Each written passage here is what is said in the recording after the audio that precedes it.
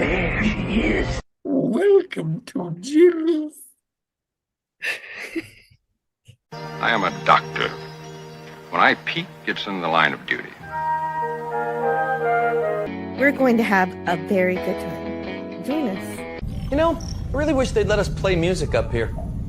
Make these long trips go by a lot faster. It's against regulations. Yeah, I never understood that. They just don't want us having a dance party when a proximity alert goes off. See, that's a dumb reason. Because we'd already be on our feet, ready for action.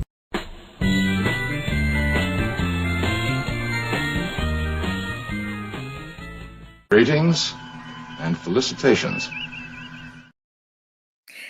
Hello and welcome to Shore Leave number 75. And if you can't believe it, it's a Friday once again. Yes, hello. And like any Shore Leave, we can talk about anything. But first and foremost in our priority list today is to give all our hopes and prayers and thoughts, or however we extend our positivity towards the Artemis crew, and that they return safely home. And we've got Scotty R37 here with us to facilitate with that. Hi. Hey, thank you for having me. If I tend to go off in tangents today, it's just because I am on the edge of my seat. I am anxiously awaiting for the spacemen to get into Earth's atmosphere, and they're probably not listening. They probably don't know who we are, but I just have been so inspired for the last 10 days by Reed, Victor, Tina, and Jeremy, and I am proud. It is, yeah, it's a very beautiful thing. My mother wasn't even in kindergarten the last time that they sent people to the moon on a mission, the Apollo missions.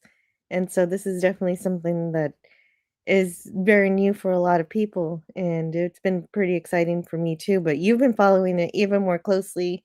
I've been having to do other things. And so I want to hear your report on what you think are the most interesting parts of this mission that have happened, like the flyby, the eclipse, and all that stuff. Oh, wow. But first, I just want yeah, to say hello to the chat. Hello to for Franco sure. Walker. Hey, Franco. Yeah. I'll help with that too, obviously. Make Yeah. sure you're on live chat. YouTube hides some chats on the top chat. Yeah, it's just top chat doesn't make any sense to ever use. I have to go to the doctor's this afternoon. Oh, I hope everything's okay. I hope they figure out whatever it is that's ailing you. I hope Or you're it's having an just a checkup. illicit affair with the doctor. Oh, It's a with the hot doctor. doctor, like Dr. Crusher. Oh, there's a chance I'll fall asleep when I get back. Okay. Well, naps are good too. Yeah. First part of good health is rest. Mhm. John the Beagle Dad is here. Hello. He gives his prayers for the crew. Yes. Hey, John. Hey, Porthos. And yes, hello to Old Man Bird. Old Man The Bird. faithful Jill stream moderator to Franco Walker. We would miss you, but sweet dreams. Sleep is wonderful, isn't it? Absolutely. Yay, In sleep. That's Texas, where I'm a Viking. in Texas, I read the reentry is estimated to be between 6:45 and 7:10 p.m. Central Time. And of And course, your time zones will vary. yeah, they're ballparking for, I think, 8:07 Eastern time. And yeah, what Old Man Bird said about They're going to be UTC going very fast, 25,000 2500. kilometers. 25 2,500. Okay, 2,500 No, maybe it kilometers is. an hour. No, it is 25,000 because we tried to figure this out last night because I was like, oh, you said they're going to go really fast. And I was like, yeah, they're going to be going 250,000 miles per hour. And I was like, wait a second, that's not right. No, yeah. 25,000 was what I remembered from my Yes. feed. Yes. Okay, so I wasn't the first, says Tim. That's okay. That's okay. You've made it here just in time. What if everyone everywhere ditched daylight savings time and spoke Esperanto or Spanish or English, everything would be so much easier. Oh, Well, it's like in but Star Wars using Universal Basic. but the tapestry and differences of humanity would be lost. That also would be sad. The But that would be flavors. easier. Yeah, the flavors. And Canadian Spider-Man is here. Hello, Spidey. How are you Spidey. today? You've joined us if you like. I know you said you wanted to talk about this. Gavin Blackburn is also here. Hello, Gavin. And when they make Star Trek United, the Enterprise sequel series, they're going to use the Artemis footage in the opening credits. Of course, they are. Hopefully. Star Trek has always had a close relationship with NASA and a strong appreciation for it, as the inspiration goes both ways with Star Trek and actual science. But also, like, considering this is a shore leave and topics are going to be Mhm, papow. Um, mhm. yeah, this Star Trek United idea is a bunch of hogwash. It's being proposed by Michael Sussman, a man Who's who that? worked on Star. This is a man who worked on Star Trek Enterprise, and he wrote several episodes, and he's a producer and everything. And so he's making he's got an idea for a show.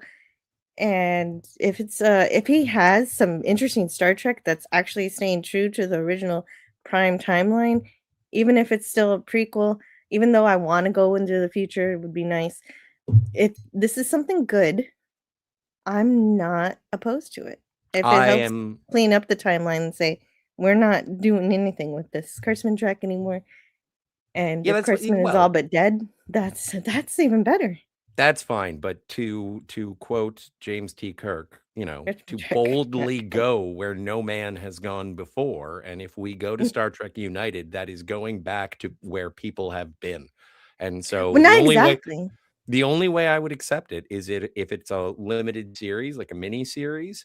And I Mhm. think that's like if it is happening, and I'm still going to say it's a bunch of hogwash until my butt is in the seat watching it, and then I will judge appropriately. But yeah, no, I know that Scott Bakula is selective in his artistic endeavors, and so I'll watch. But if it's an ongoing series, being like the West Wing in space in Star Trek, well, I just gave two reasons why it would be a pile of hogwash. Is because it's two things we've already seen before, and that's not what I want from Star Trek. I don't want 90210.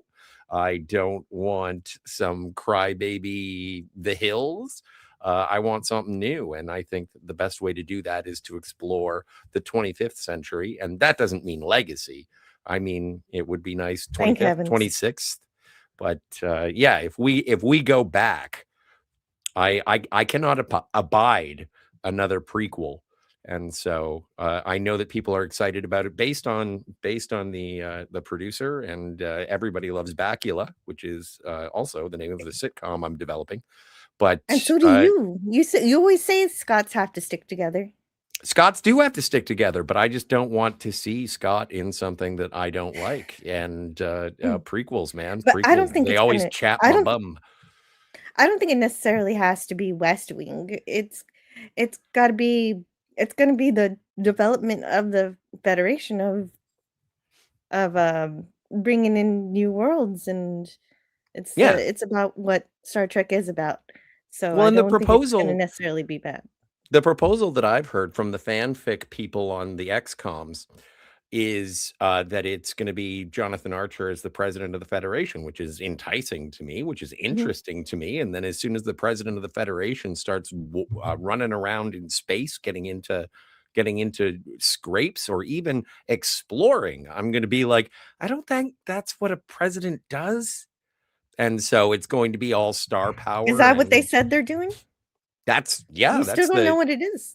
no, I Is that? know. Well, hey, come on, look on the plus side. At least I'm not one of those bullshit Star Trek fans who hates it before it comes out. Oh, okay. You just said you hated it, but you don't really mean No, it. I said I'm wary of it. I said I don't want it, but I never said that I hated it. Okay. Well, good. I'm glad you don't hate it, even though It very much sounded like he did before. Well, I Hello just to have a lemon distaste for it, is all. pie. Yeah, I understand. I understand. Lemon. Hello, lemon pie. I want to see it first before I make that call. I do agree with you that I'd prefer something in the after Nemesis. Yeah. Franco Walker says they just want to keep an eye on my heart rate and blood. Hold on, where is this? Blood It's getting pressure. cut off. Blood pressure. They booked me in for another blood test too. Well, if they're looking at your blood pressure, then that illicit affair is not happening because they don't want to get your heart jumping. Yeah, she's just gonna have to wait for next time That's right. when you're better. The tests came back. Let's get on. Good news. 25,000 miles thruster only. No impulse power. Starfleet regulations clearly state that only thrusters in space dock. Very nice. I meant to say, whim, it's a word I invented, says Gavin. Perfect. As long as it's not like New Trek. Yeah, exactly. Exactly. That's what I'm excited about. Well, but that's to say as long as it's not like New Trek. Okay, so prequel, it's like New Trek.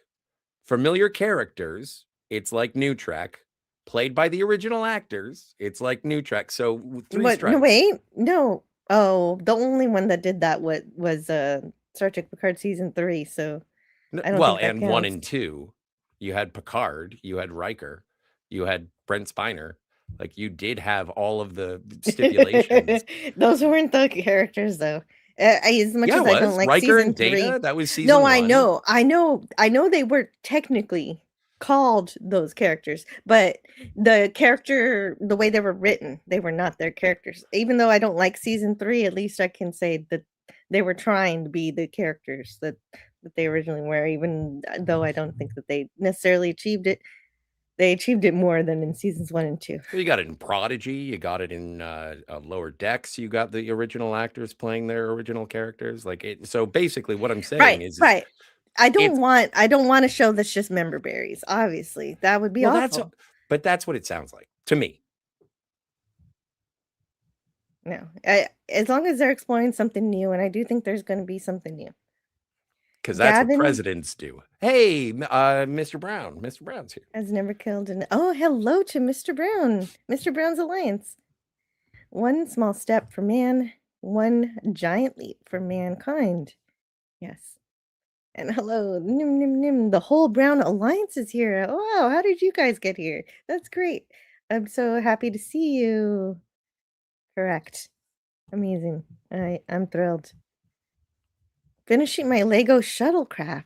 Shuttle. Nice. Why do I always say shuttlecraft? Because I want it to be Star Trek, but it's the Lego shuttle. Our shuttles are a little different. Is But that's wonderful. Is saying shuttlecraft kind of like saying tuna fish? Because of course a shuttle It's is a craft. Yes. All right. Hmm. But I Yes, do like but the phrase. I don't I mind do s- like the I phrase. don't mind saying tuna fish either, though. Yeah, but Next okay. project. Lego Artemis. Wait, did they Yeah. make a Lego Artemis? They Oh, have wow. a really cool Lego Artemis, and it's got the original booster and rocket, and then it's got the land or the Orion craft and the lander and everything. And so as you crank it, it goes up a little bit, and it kind of the booster separation happens with the solid booster separation, and it kind of looks like the Phoenix. And then as you keep cranking it a little bit, Oh. there is a solid booster separation, and the craft goes up. It gets extended just a little bit, and it looks really Okay. cool. But yeah, I've looked to see about getting an Artemis Lego and an Artemis, or actually an Orion model, and they are pricey, but I still, I Price. think you can buy them at the NASA store, and so if that is the Okay, let's see $400 it. Canadian that I can provide, Oh, just for okay. just Let's see. $400. I thought okay. I was expecting worse, apparently. And John says $250 for the Lego set. Even better. Nice. Here it is. Let's look at it for just a moment. All I have to do is share my little screen. We are not sponsored by any of the following products, but No. and as Gavin said, if you'd like to, you can support Jill on Patreon or Ko-fi. Oh yeah. Currently, True. YouTube is run by AI, and Sarah Connor is upset. Can you? Oh, don't take my cookies. Don't take my cookies. Temporarily out of stock. No Yeah, kidding. exactly. Everybody's buying this stuff, and thank heavens there's sort of a renewed interest in space travel. Now that's not the one that has the little crank that makes Oh, it's the not? little. No, but there is another one, but that one that looks awesome too, especially with the mobile launch pad. Interesting. That's cool. That's yeah. How much is that? This is a 230. 260 one. Oh, but But, it does? Like the integrity comes off? I don't know. Let's find out. Let's find out. Let's Sound. tempt the gods. Okay. Well, this is okay as long as I say something every few seconds. Yeah, well, we can visually assess while we talk over. That too, because need the she's sounds. hooking it up. Oh, that's so And cool. There's little clamps, and that's how the little astronauts get inside. I wonder if they come. I wonder if the flight crew are the little Lego men come with it. Probably not. No, probably not. No, but it wouldn't be standard. If it did, it wouldn't be the standard minifig size. It would be like an extra small size. I can't believe that they got Karen Page from the Daredevil show to show off this Lego set. No, she's just a redhead. They all look alike, is what I'm saying. Wow.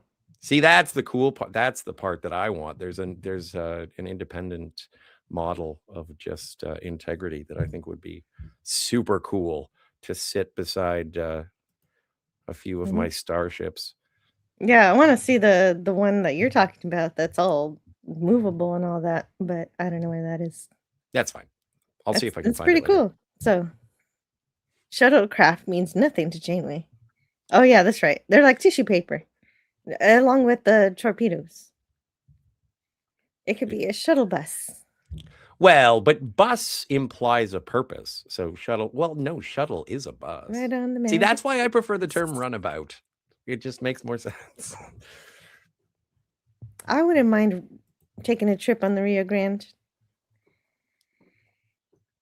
Old Man Bird says, "You were joking, but one time I had to sit an extra 6 minutes on an exercise bike during a fitness test for my heart rate to go below 100 when a cute girl strapped the monitor on my chest." Wow. Yep. No, it makes physiological responses to stimuli. It's a thing. 3,000 pieces. That's great. I got the one that sits on the pad. Yes, the one we just saw. You forgot your alternating funding links. Oh yeah, I did forget them. I guess I just wasn't thinking about it today, but yeah, let me bring those up. Yeah, I definitely want to make sure that people know what they are. Let's see. But yeah, we are 7 hours and I guess 15 minutes until splashdown in the Pacific, about 200 miles off the coast of San Diego. Very much looking forward to that. My fingers are crossed. I'm a bundle of nerves. The last time I was a bundle of nerves like this was on Monday, April 6th, when the Integrity literally went where no man has gone before, and then they were out of communication range. Whenever astronauts are out of communication range, I get antsy. And right. So, they were on the far side. Yes. with some of the most beautiful images that I think I have ever seen,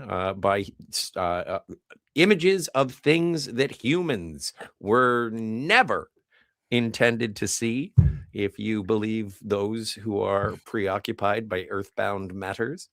But I am impressed and proud of the people who did get to see that and relate it back to us. So no matter what happens, this has been an incredible success. And the only thing that we have now are 4 people to get home. Yes, and we will look at a couple of those pictures in just a minute when I finish saying hello to the chat. Yeah. Nim Nim is watching season 1 of Space 1999 in honor of these astronauts. It is very good sci-fi. Oh yeah, I'm still working through my UFO reviews. If I ever get back to those, then I'll look at Space 1999. Small Time Republic says the Artemis II crew, dressed as Severance characters sometime before going up, made me laugh. Oh, that is funny. I always see, because I did fly to Australia, and there was something in my brain when I was on the airplane that I was like, what happens if the plane didn't actually go anywhere and they just change all the sets outside, Stanley Kubrick style, and they're like, you're in Australia now? It's like, ooh. So for the first couple of days that I was in Australia, I was like, yeah, no, it's pretty hot, so it's not Canada. But it was, yeah, no, I was having that sort of altered reality sensation. I haven't seen all of Severance, but I've seen none of Severance, but I will show you this. oh yeah, Mr. Pearson. I Hello, forgot Donnie. we're all supposed to be dressing up like Planet of the Apes characters to freak the hell out of the people. Yes, everybody in Houston will be doing that. So there we go. Oh wait, California. They're dropping in California, right? San Diego. Pacific San Ocean. Diego. Okay.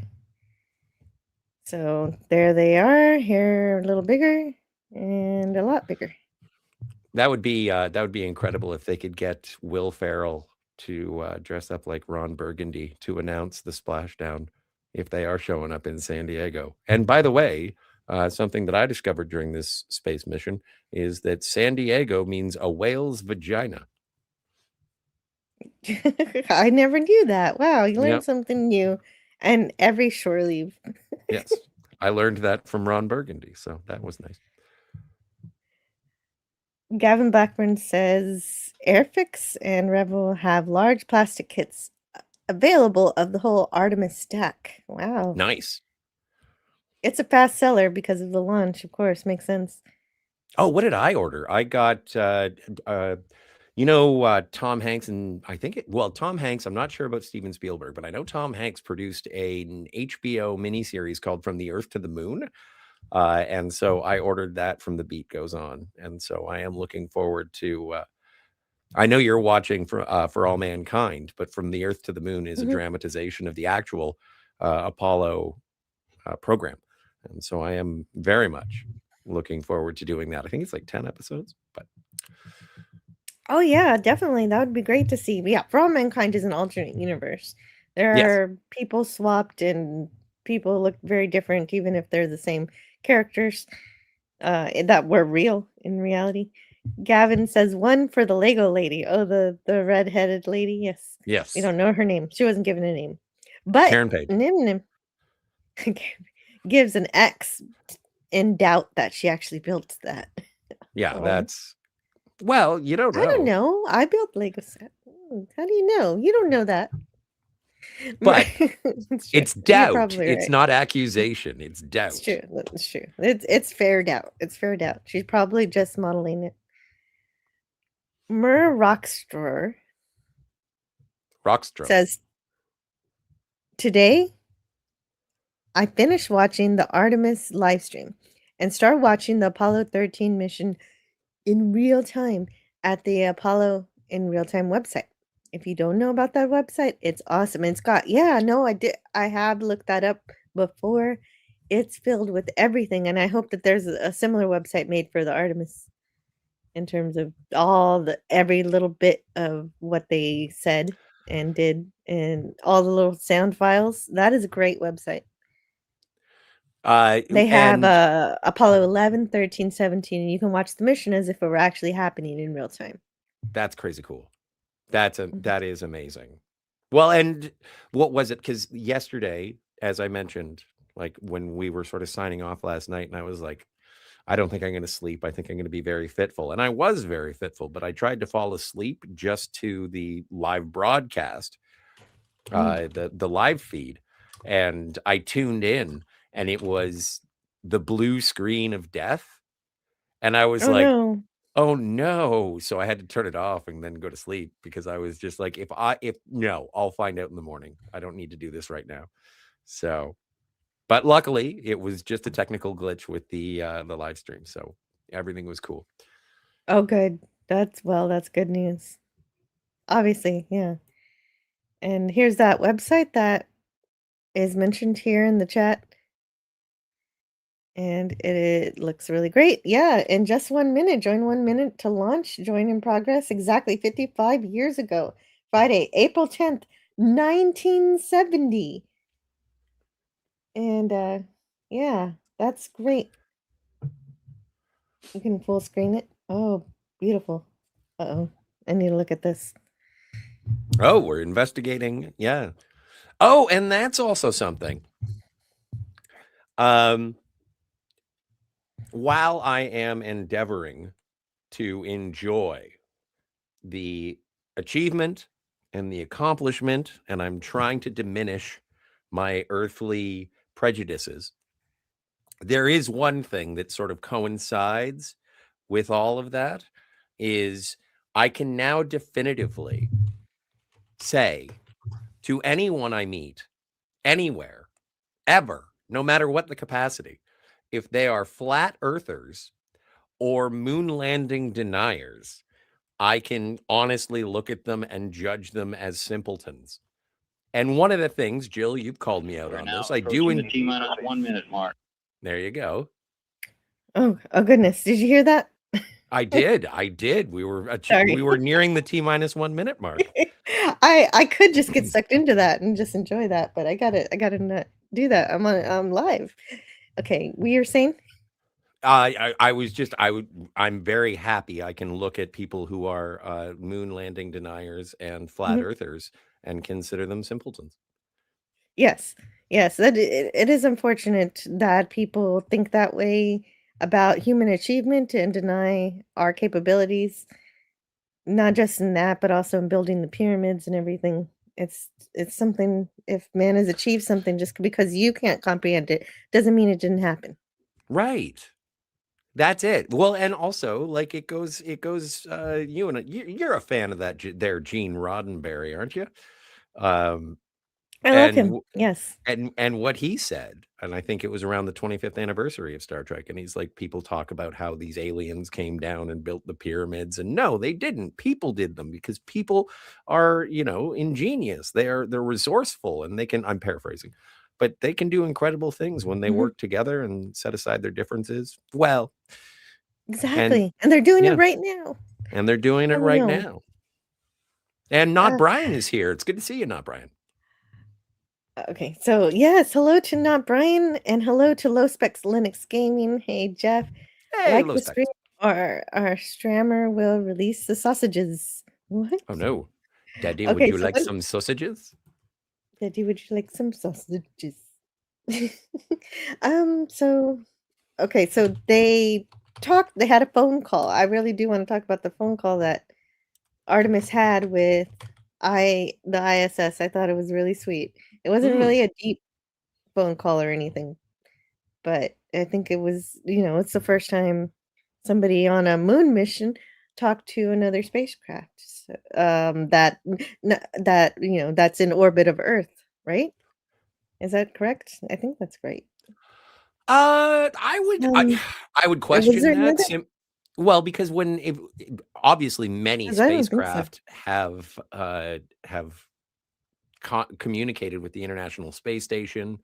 No, no, no, Skylab. no. No. I'm not saying has another spacecraft talk to the ISS. I'm saying has any other. The Apollo missions didn't have another spacecraft to talk to. So I'm saying this is the first Moon spacecraft on a mission? moon mission. Yes. That's what I said. And so, yes. My mistake. So then, My yeah. mistake. So, but I think it's really great. I'm trying to look for a good article about it. I don't want a video. Don't give me a damn video. It takes forever to get through a damn video. I just want Okay. words. No, Nobody no ever need to wants yell to at your help me with this. computer. Don't get angry at your keyboard. No, and now I want to get angry because any article I find wants me to pay $5.99 a month.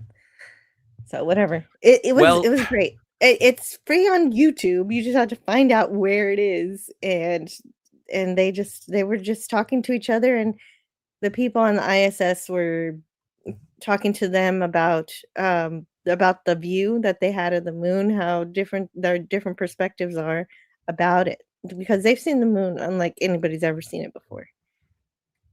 well, and one of the things that was really just a sort of tangent, because again, my brain is a popcorn Mm, machine right now. mm, One of the things that I thought was really interesting is there was a daughter of two astronauts. I forget her name. And she was talking to the flight crew, and she asked the flight crew, what is the biggest thing that you've taken away talking to your family in regards to this mission? And mission commander Reed Wiseman said, well, it's one of the most difficult conversations I've ever had to have with my children. But the reality of the danger of the mission is here's the will, here's all the paperwork for your trust. And if anything goes horribly south, I want you to be in full possession of the facts and what to do in case things don't work out.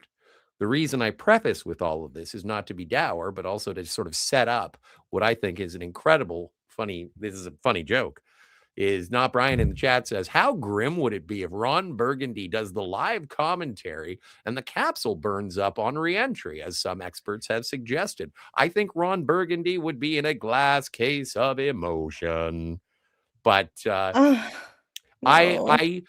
this is the thing, is that You interrupted yourself. You were saying, about how the daughter of the flight crew would need to deal with the with that. the loss. Yeah. Yeah. I feel like you stopped talking before you finished a sentence, but no, maybe you didn't. it's all bleeding into each other. Like I said, my brain right now is Mm, a popcorn machine, but this is what we sort of talked about yesterday. And while it is a possibility, as we look forward to the return with all of our hopes and thoughts and well wishings for the Artemis crew, is that there have been disasters in the past in terms of losing people who were brave enough to go outside of our pale blue dot. And in that capacity, if they are sort of, if they get 99% of the mission done and miss the 1% of the mission, the only thing I can hope for is that further pioneers and further adventurers continue on in their spirit with the intention of getting to that 100%, just getting back home. And as you said, Jill, you've been trying to reassure me this entire time. It's a bad little gremlin in the back of my noggin being like, yeah, everything's fine until it's not. But you've been reassuring me, saying things are going to be okay. And I think things are going to be okay. They're we experts. all, They know what they're doing. yes. They're on top of everything. Every second of the mission, they have been on it working, and they are not lazing about. Repeat what Christine said earlier about I don't know what the question was, but she said it's not about what I get to experience, but that I am getting the work done, essentially. But she said it better than I just did.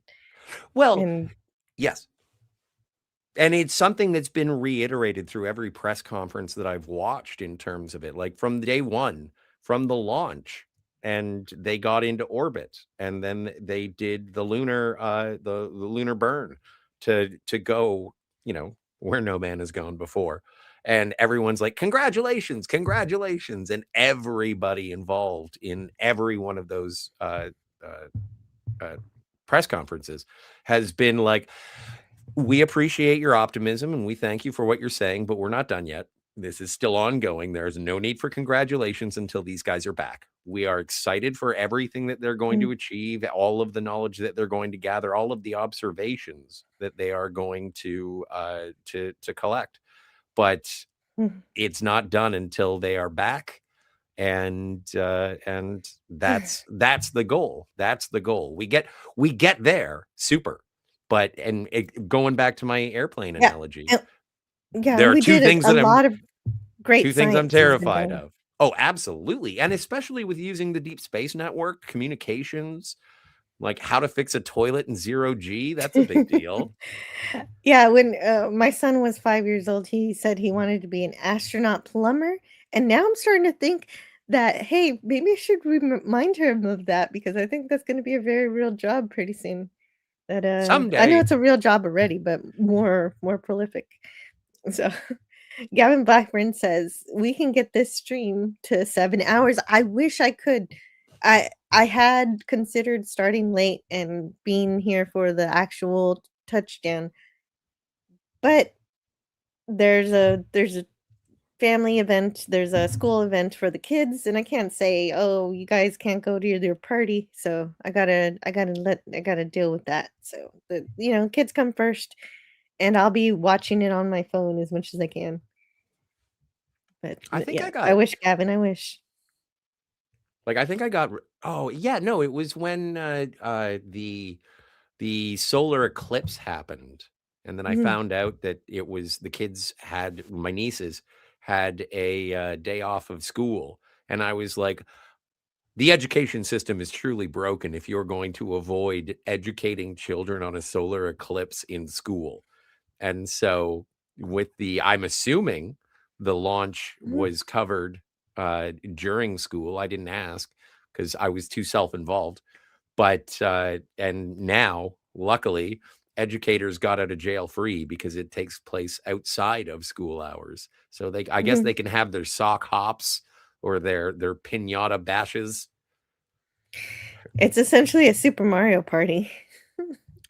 Super Mario Galaxy? It's like, yeah, it's Okay. Mario themed. Anyway, John the Beagle Dad says, "I watch From the Earth to the Moon frequently. My favorite episode is the AI Albean one. Sorry.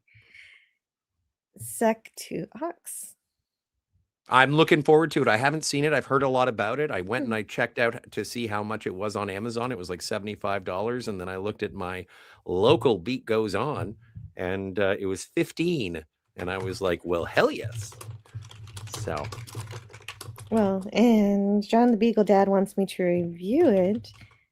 Whenever For All Mankind is done, I'll consider adding it to a future rotation it's gonna if make I Stone can. Racket all chapped because he wants to Yeah. continue on. And in Oh me no. too. No, no, Robert no. Duvall's in the next episode of Twilight Zone. You don't have to worry about that. When I say in the rotation, I mean after Twilight Zone. Eventually.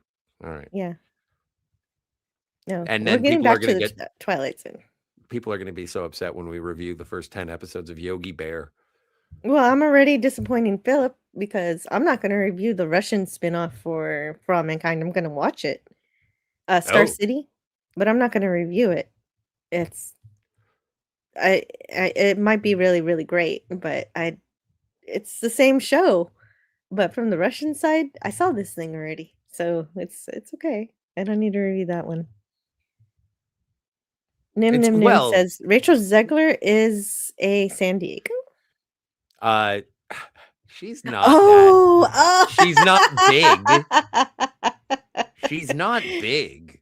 Oh, no. Okay, that's a separated joke. You had to put the pieces together sometimes on these streams.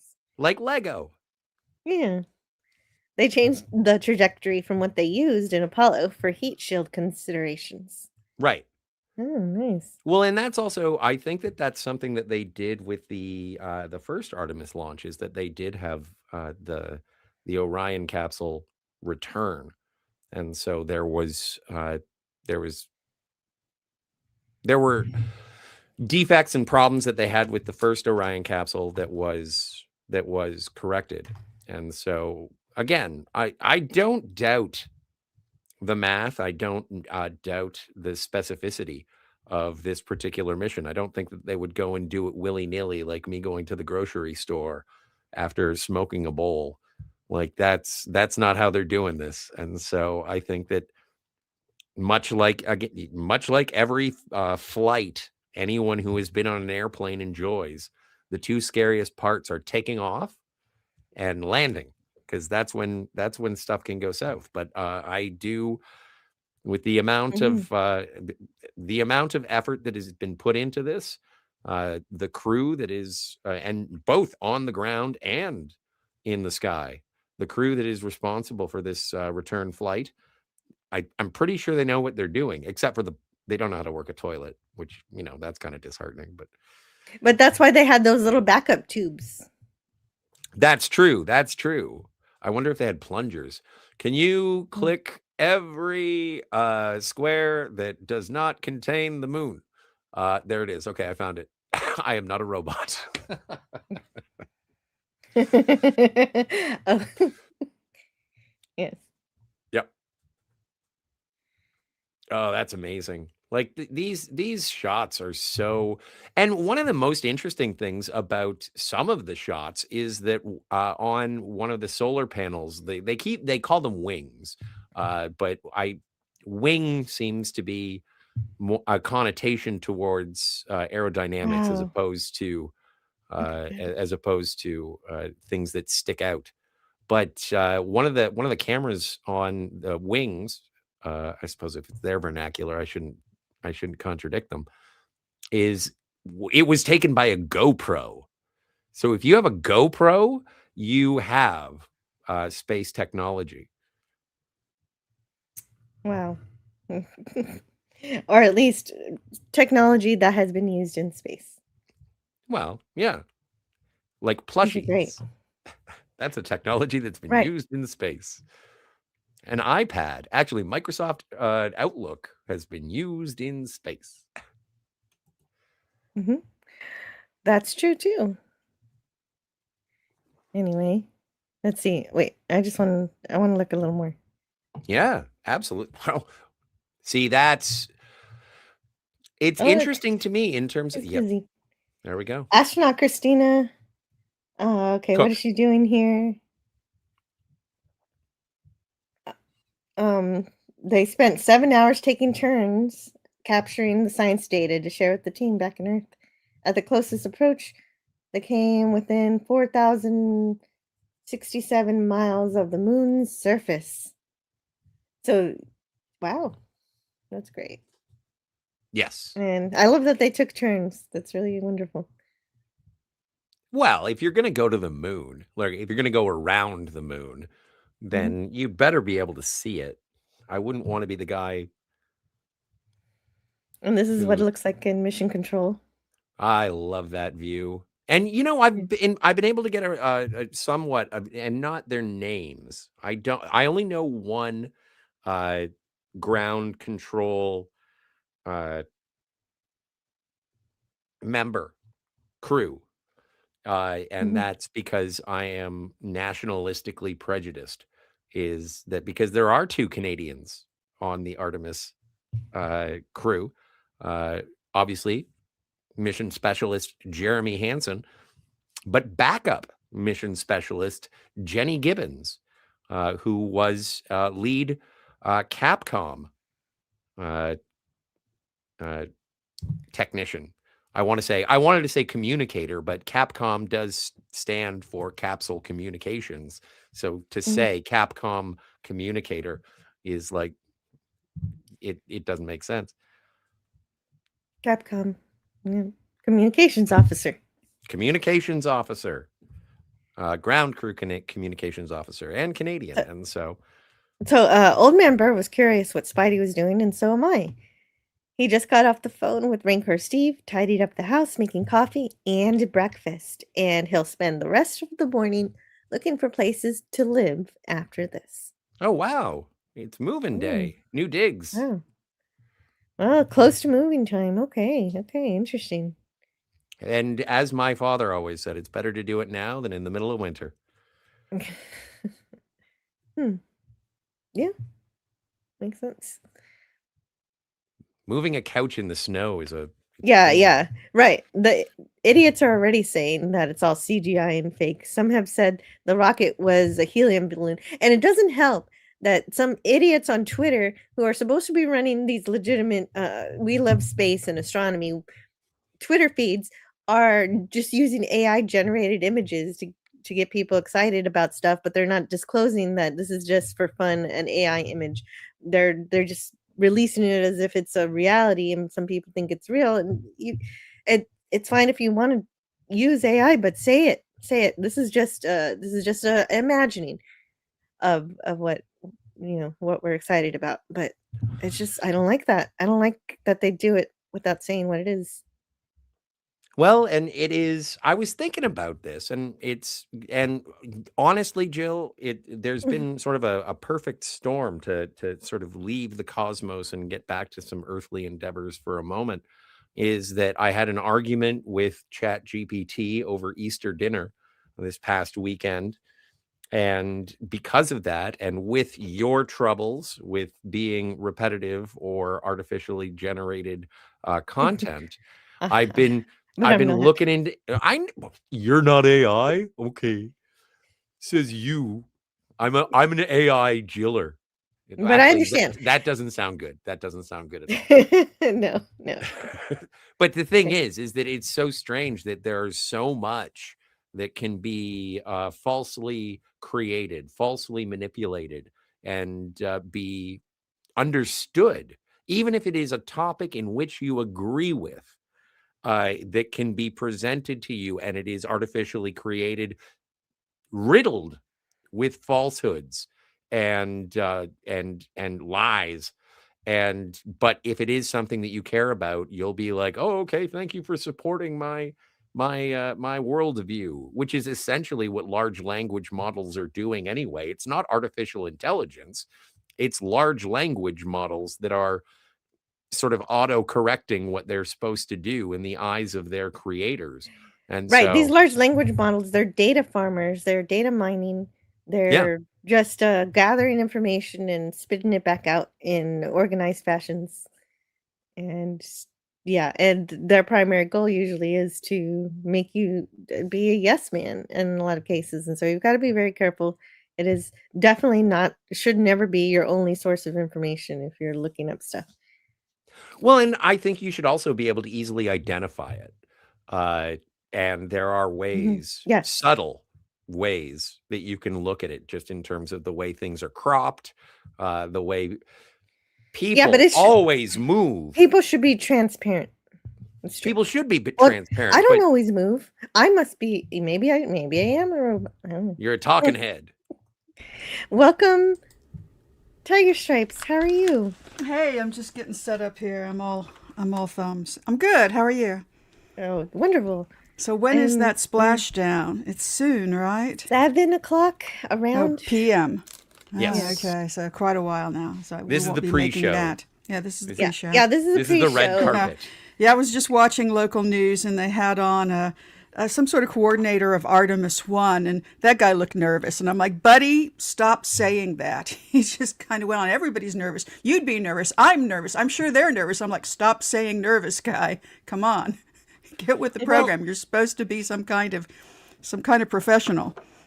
Well, Some but kind. but it's also it reminds me of Star Trek. Duh. But there's that episode where Q sends Picard to the Borg for the first time, and then they carve out part of the saucer section, and then people die, and then Ensign Sonia Gomez is like, I'm just thinking about the people who died, and Geordi is like, we got to just focus on the job. We can grieve later. Let's deal with this now. Yeah, nothing's going to happen. It's all going to be groovy. You know, he's allowed to say nervous twice, but he just he was stuck. Yeah. Okay. Well, Yeah. I suppose decaf would be the answer. Maybe, yes. He needs to look into decaf. He needs Yeah. something to do. He's just like he needs a job. Give that guy Well, something. I think that was his job. He Yes. had one Oh, really? job. You had one Well, job. Be calm. he's on the news talking to, somebody in okay. real time, on the local news. So that was his job. Anyway, Okay, so I'm I sure don't, everything's going to be completely groovy. And he was fun when he finally, got off of that and got on to what they had to do. And apparently the toilet's broken. I haven't been paying attention. Again? And it's like you want to know, did the captain come out and say, okay, who broke the toilet? Even if it was him, or even especially if it was him. It's a Okay, real so- dad joke. Apollo. Who had the burrito? Who blew up the toilet, kids? But that's been broken the whole time. They never fixed it. I It's don't been- know, but it it's doesn't been sound like difficult. it's good. And he was saying how, these things have to be tied down, during when you re-enter the atmosphere, they just sort of bounce around and hit you in the head. Well, So that's that's part interesting. of what they're doing now. Yeah. I wonder if that's something because and I know a lot about Orion's waste management system, but apparently there is a priming, like there's a liquid priming that happens for the toilet, and they under primed it with water, and so Oh. that's why when they got into space, and that's it was like I thought that was because I didn't know anybody. I still don't, but I didn't know their names. I didn't know what their jobs were, and I just heard Christina for the first time. It's like, hey guys, toilet's broken, and she's fixing it and doing it all like that. And it never occurred to me until you just mentioned it now, Tiger, is that all of the things that they've done to fix that toilet now has to be stowed and secured upon reentry. Yeah. And interestingly, she's a electrical engineer. So I think that means that's an electrical toilet. It's interesting. She just knows more about wires and hoses than anybody But else. I suspect that's what that means, Yeah. that's an electric toilet. It's not what we think of conventionally at all I always- of a toilet. From Well, what and I'm sure I they have training on what to do with yeah. biohazard material. Oh, but okay. So Jill, I heard this amazing story because and I don't know if it's true, but I'm going to tell it anyway as if it is. So I Okay. heard that upon the Apollo 11 moon landing, they're on the moon. They were on the lunar surface for about 21 hours. They go out, they do the moonwalk for about 2.5 hours. They come back inside, but in the bustling about the lander, at one point, Buzz Aldrin broke the launch switch. So he had bumped into it or something, and so the switch that was going to fire the rocket that gets them back up to the Eagle to bring them back to Earth, it broke. And the way, because the astronauts in Apollo 11 were trained on all of the machinery, as you would be, you hope, you think, you should. And so Buzz Aldrin was like, well, all we have to do is complete the circuit. We know where the switch is. All we have to do is complete the circuit and it'll fire. And so it's like, so what do we do? And he's like, I'll stick a pen in it. And it worked. Hmm. Yeah. A pen, I can a pen corroborate has that saved- that Yeah, story. that's true. I've just found it. Buzz Aldrin's ingenuity in averting disaster with a simple felt tip pen. Yeah. I'm surprised. Yeah, that it was that's a been in felt the tip, movie. because I think Too. of felt tips as being completely plastic, which are non-conductive. So Yeah, Well, and yeah, what- definitely. Well, you got to be resourceful to be an astronaut in space. Well, absolutely, but also knowledgeable on the machinery that you're using. So Yes. Mur Rockstro says, no need to start watching the Apollo 13 mission. The current countdown is T minus 26 hours and 35 minutes. It doesn't launch until tomorrow. Yeah, I missed the step that it is the 10th today, not the 11th, but yes, it did go off on Apollo 13 was So it was on Well, April 11th, 1970. And it came back on April 17th, 1970. There you go. A shorter mission than this one. well, it wasn't in. Well, I don't know. April 11th, 1970. Thank you. Hey, a good place. Yeah, 365. 56 years Welcome. ago. No, that's crazy cool. That's awesome. If you'll Mhm. excuse me for just 1 second, I have to go use my my fully functional Earth toilet. Yeah, good job. Yeah, yes, I do like terrestrial toilets. Hello again to a good place 365. Glad to see you here. Ah, And so, Katy yes, Perry? yes. Good Place says difference between the moon and the Earth is a pen. In that situation, it was, yes. Hmm. It's Sometimes we lose people in the transporter. What can we say? oh, I don't know if I want to ever go through the transporter. I don't think you're the same person when you come out. Yeah, That's another. that's some theory. I think you might be. I don't know. A lot of people like to say it's a suicide booth or whatever. Oh But no, I'm not sure. no. I would not say that. It's just so peculiar of a way Yeah, where your parts of a put way back of exactly travel. the same is what you're Yes, saying. yes, and your memories and all the jazz. Mhm. I mean, I guess you do it if you have to do it. And I think to be a part of that crew, you have to do it. Not Brian says, why didn't Howard Wolowitz get the toilet fixing job again? I haven't thought about that fictional character from The Big Bang Theory in a long time. I can fix a toilet, but no way in heck will I go that far into space on the first craft to do it. Maybe the 10th, says Canadian Spider-Man. Yeah, the I 10th love time that. the toilet's going to be working great. I love that Howard got to go up because wasn't he the only one of them without a PhD? I remember they would goof on him about that pretty Mhm. hard. And so then he got to be the astronaut, so that was satisfying. Exactly, that's what happened. The worst part would be waiting all day for the space plumber. Well, a good plumber will only make you wait half a day. Hmm. No, but then That's when they good, get there, Franco. they say, "Oh, I see the problem, but we have to order a part. It'll be here in 2 weeks." Yeah, Franco says, and then you find the card under the door. We came round, but you were out, which is never true. Yeah, right. That's a hoot. They never knocked on the door. You were home the whole time. Yes. Oh, that's it. That's it. That's what I was saying. I don't space have van. the parts in the van. Not But you'll have to Brian. hold it till Monday. I don't have parts in the space van. Yeah. Keep it simple, stupid. Fancy toilet. Too complicated to work. Oh, Well, it's not like I'm they have not sure. gravity in order to make that toilet work like most of us do here. Right. And I'm actually not sure of the details of how complicated the toilet is or if it is too complicated. I can't make that judgment call. Yes. But I guess maybe Low Specs knows a little more. What made me go, huh, during the toilet incident was that they were on steps 7 of the procedure, 6.7 of the procedure. So there's steps 1 through 5 at least, and 6.1 through 6.7. And who knows how many more complex toilet. Okay, so that answers, then you're right. Then Low Specs is right. It is a complicated toilet.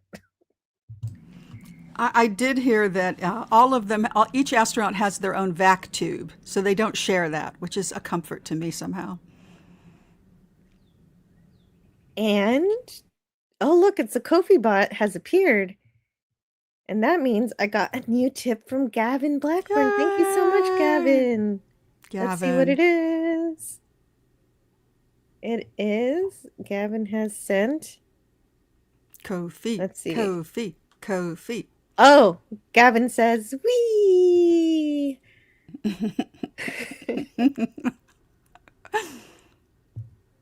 So, of course, I've got to play. That's a good attitude, Gavin. The Golden Man. You must be mistaken, sir. The gentleman and I have never met. Whee!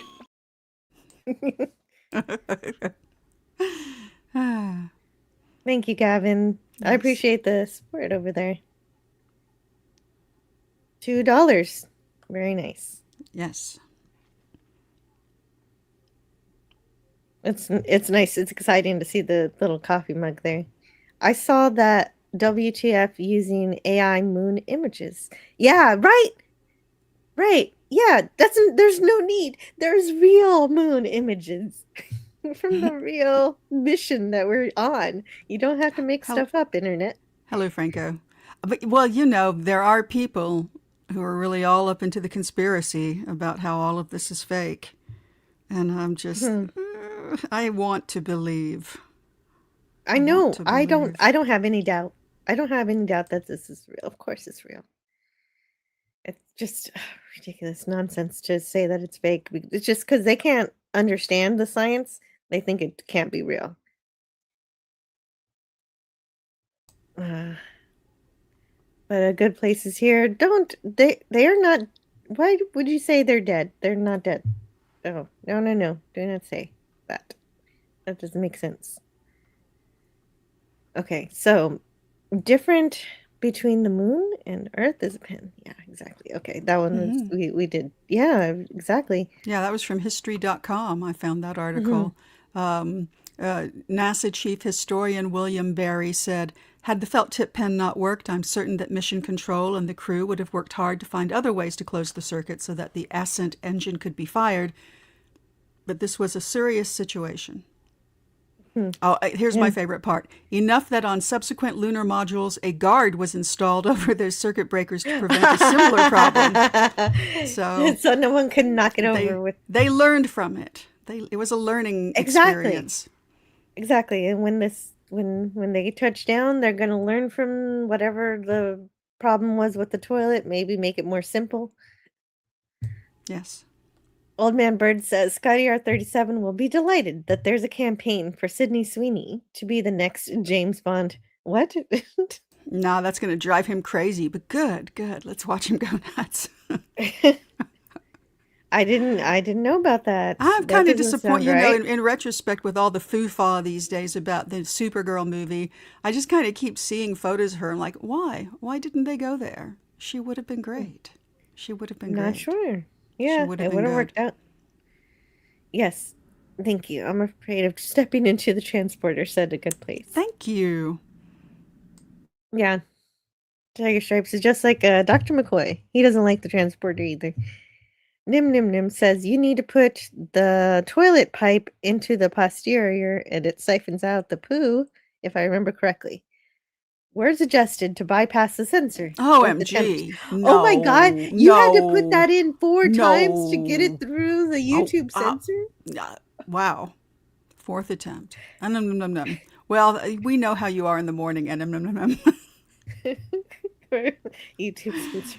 That is crazy. Yeah, That is nuts. The AI moderation. Thank you for continuing, though. But I hope that that's not actually true. I don't want any insertion involved when it comes to using the potty It's always a in pleasure. a space capsule. Yeah. Yeah.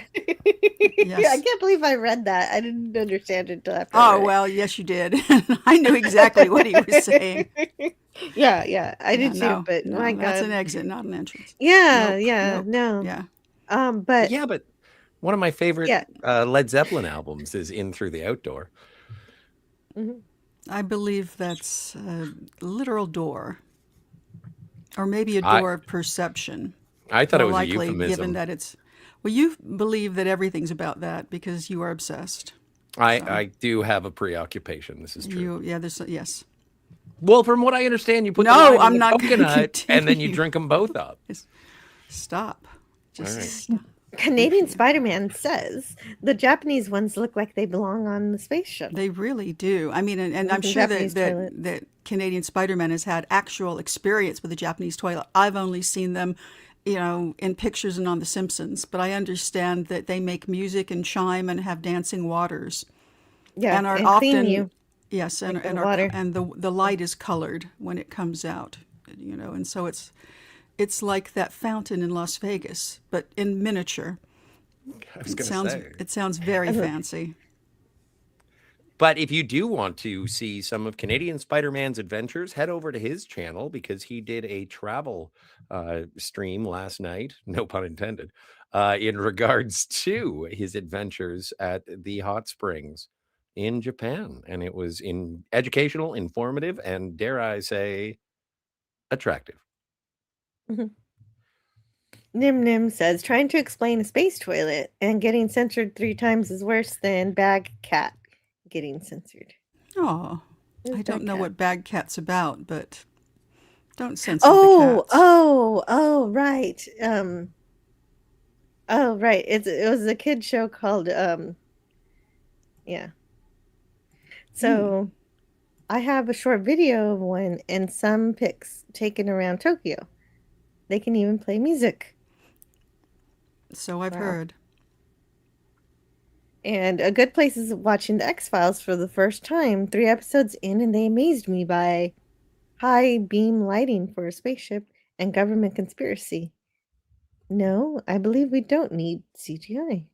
Yeah, that's a wonderful, wonderful show. You are in a good place 365, because you're watching X-Files for the first time, and it is amazing. Oh, the music is to drown out the noise. of using- Wow, that seems a little obsessive. I've never had a problem with that. I just, it's just Yeah, business. It's just yeah, business. it's part You of gotta take life. care of it. Yes. Everybody poops. It's I've 6 known p.m. many people who couldn't go in a public restroom. I'm like, my God, that seems torturous. See, and I went, and as long as we're on the subject, I did go to high school with a guy who he had to go home if he had to do a number 2. He had to go home because he wouldn't do it in a public restroom. And Did he so have a note from his mom?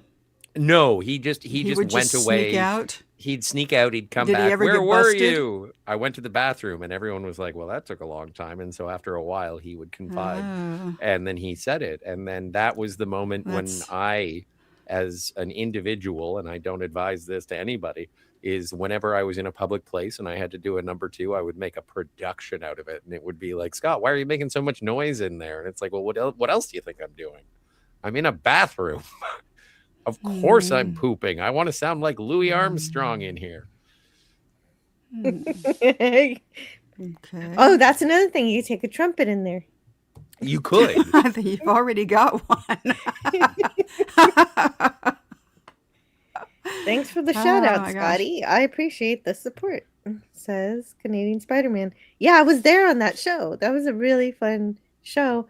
I've always wanted to go to Japan, but I never really thought about visiting the bathhouses. And so now I've got a new, or the hot springs. I The went to a springs hot even springs more. ages ago, and I still think so fondly of the experience, and I would like to find another one and go again someday. It's really amazing. The one we went in was a sulfur spring, and so you it really goes through your pores, and you just reek of sulfur for days afterward. And then you kind of get used to it. It's like, oh, I still stink. Brogu. Yeah, Hey, I've Brogu. only ever been in a hot tub. It's Brogu, similar, hello, Brogu. but a little more organic. Well, and it's And also of course, all the ladies are naked, because they're usually, divided by sex, and so it's Right. kind of That's how it's different from a hot yes. tub. That's how it's usually wear well, bathing depends suits on the and- hot tub, I guess, but yes.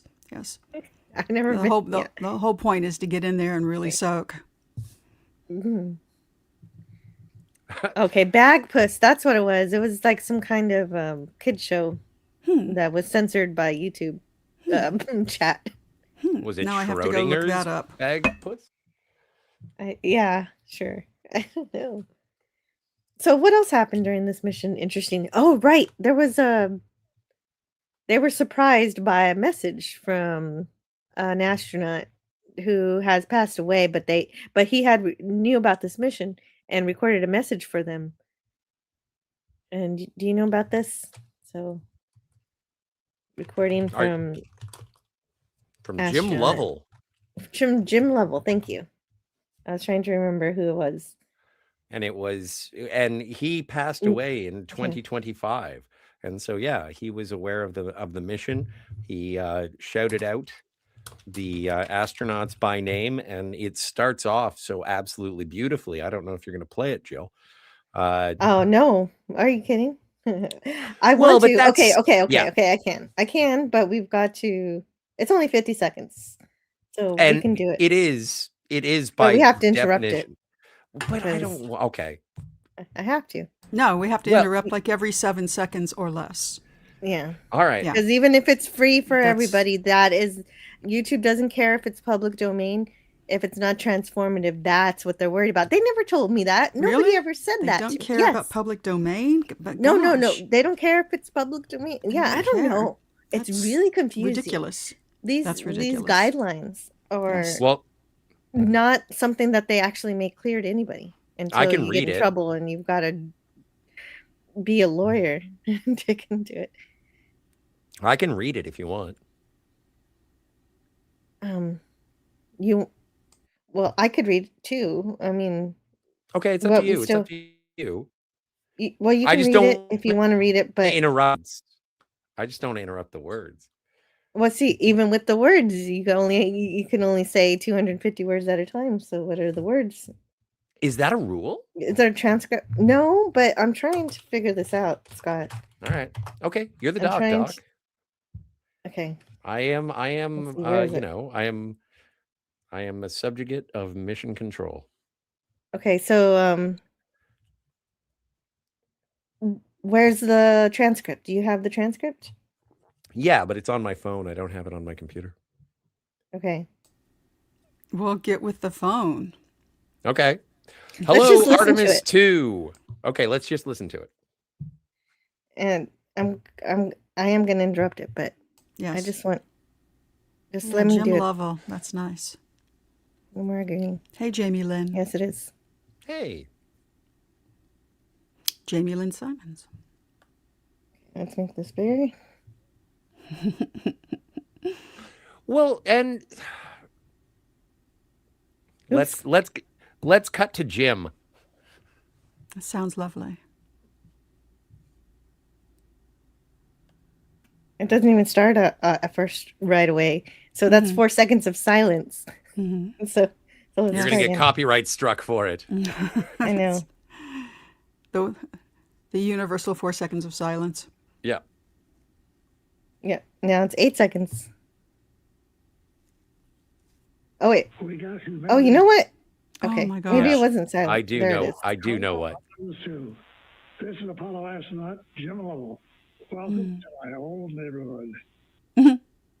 Oh. That is my favorite part. That is wonderful. such a great introduction. Yes. It's kind of like Mr. Rogers. Yeah. When Frank Borman and Bill Andrews and I orbited the moon on Apollo 8, we got humanity's first up-close look at the moon. Wow. Apollo 8. And this was 4 Yeah. days, 16 hours into the mission. Yeah, the first one's Got a view of the home planet that inspired and united people around the world. I'm proud that did. to pass that torch on to you as you swing around the moon and lay the groundwork for missions to Mars for the benefit of all. Yeah, for the benefit of all. I feel Yeah, like some people love don't that. realize that it is for everybody's benefit, whether they realize it or not. It's a historic day, and I know how busy you'll be, but don't forget to enjoy the view. Reed, and Victor, and Christina, and Jeremy, and all the great teams supporting you. Good luck and Godspeed from all of us here on the good earth. Ah, beautiful. On the good earth. And that's it's something I know that Jim Lovell is sort of immortalized in the film Apollo 13. He was played by Tom Hanks and everything like that, and I'm glad that there is that entertainment aspect of it, but I was sort of taken aback when I found out that he had done an Earth orbit, or sorry, a moon or a lunar orbit before that. So he is one of those guys who went back many times, two still, It's like super fab. Ooh. 3 more times than I've been there. Yeah. Like More that's than one is kind of a big deal for an astronaut, I think, yeah, absolutely. Well, and that's one of the things particularly in that the early days. well, and it preoccupies my mind in terms of you say something like once in a lifetime. And so for Reed, Victor, Christina, and Jeremy, I'm just like, wow, this is like once in a lifetime. And I'm sure that as soon as they are recovered from the Pacific Ocean, 200 miles off the roughly 200 miles off the coast of San Diego, is that they'll be like, again, let's go again. Like a kid they on a will, roller and they coaster. and there will be another mission in a few years. Brogu, hello. Happy Friday to you too. Hello. Hope you're having a very good Friday as we explore what's going on, what's happened so far with the Artemis crew, and as we hope for their safe return this evening. Well, and also, like, I know this is kind of blasphemous, but last Friday was Good Friday, and if everything goes according to plan today, this will be a better Friday. Yeah. Right. Canadian Spider-Man said Scotty and Jill saw my butt. Yeah. No, but that was a very good picture. It was tasteful. I mean, it was tasteful. Side it wasn't cheek. Yeah, it wasn't the whole booty or Don't anything. stop Is it. this something you guys are doing privately, or was this? No, during this a was totally in stream? public. You can see it too. It's his wow. bathhouse Japanese stream. Yeah, Oh, it's there. I've never said no to looking at the naked people. Yeah, and he looks like a piece of art. So I mean, He does. Sorry. Carved of marble, he was. Looks like Bagpuss is now permitted. Please check out the intro for the BBC Kids TV show, the best children's program ever made. Perhaps Franco can link it. I Yeah, did go definitely, and have a please look do. at Bagpuss, and interestingly, the opening was 2 minutes long. And I realized that this is a piece from probably I'm going to guess the early 70s. Yeah, that makes sense. And it looks like it's stop motion, which is really amazing too. But a 2-minute opening, oh my gosh, that's a lot. It was interesting. Yeah. I love children's programming, even for small children. Sometimes it really just catches me up. I was a big fan of Dragon. You ever watch Dragon, Jill? Dragon, no. Stop I've never seen motion, Dragon. claymation out of Canada. That was, I think, out in the early aughties, and it's quite wonderful. Very simplistic, and yet just you don't have to be loaded. It's just very, and yeah, I would just sort of You don't it would have sort to of alter draw your me in. mind You do to not. enjoy it. You just have to enjoy the simplicity of the story and the characters. Yeah, YouTube is so temperamental now. Yeah, I know. Don't telling me about it. And hello to They'll Jamie. be sorry when you go viral. I'm not sure. bums. I'm not sure if I will. Or Oh, actually, yeah. if I do, they get all the I money. have no so doubt. I won't be I too have no sorry. doubt. Well, not if you take your money to Patreon. That's They don't true. get none of that. It's true. They wouldn't. They don't. They don't get any of that. That's right. Oh, did you notice that Gavin had sent you a Kofi? I did. I did notice it, and I Okay. thanked him, and I played. And we played, wee. Yes, from B9 from Lost in Space. Super. The harder a wide tube tightens its grip, the more words escape through its fingers. Yeah. I don't know what Alan's snack bar is. Oh, it's a Is it a euphemism? yeah, it's a euphemism for Jamie Lynn. a thing, a phrase that is said by a certain religion before they do a thing. Oh, right. explosive devices. Got Yes. it. May the force be with you? No, Yes, let's yes. just May the yes. force be with you. Yes. I love you guys, and I respect you for not dumping on the Shadow Snape from Harry Potter. But if you did, I would not mind that either. Said a good That's place. a good place. I don't necessarily 365. dump on him. I just hope that shadow portion does not interfere with the story, I mean, because it who wants already to does. hear my opinion. I mean, Yeah. I don't It's- know. I I'm going to mean- pass. I'm going to pass on it. If you're supposed to be following the books, you're not exactly following Exactly, the book's description of sour milk. Yes. And I'm still gonna watch it. I'm gonna review it, Well, and I'm gonna hope uh, there's something good from it. But just optically, it doesn't look. It's just it's I'm hearing the things. the problem with it is that there is a heavy amount of bullying that goes on towards Snape, and it kind of looks a little off that way.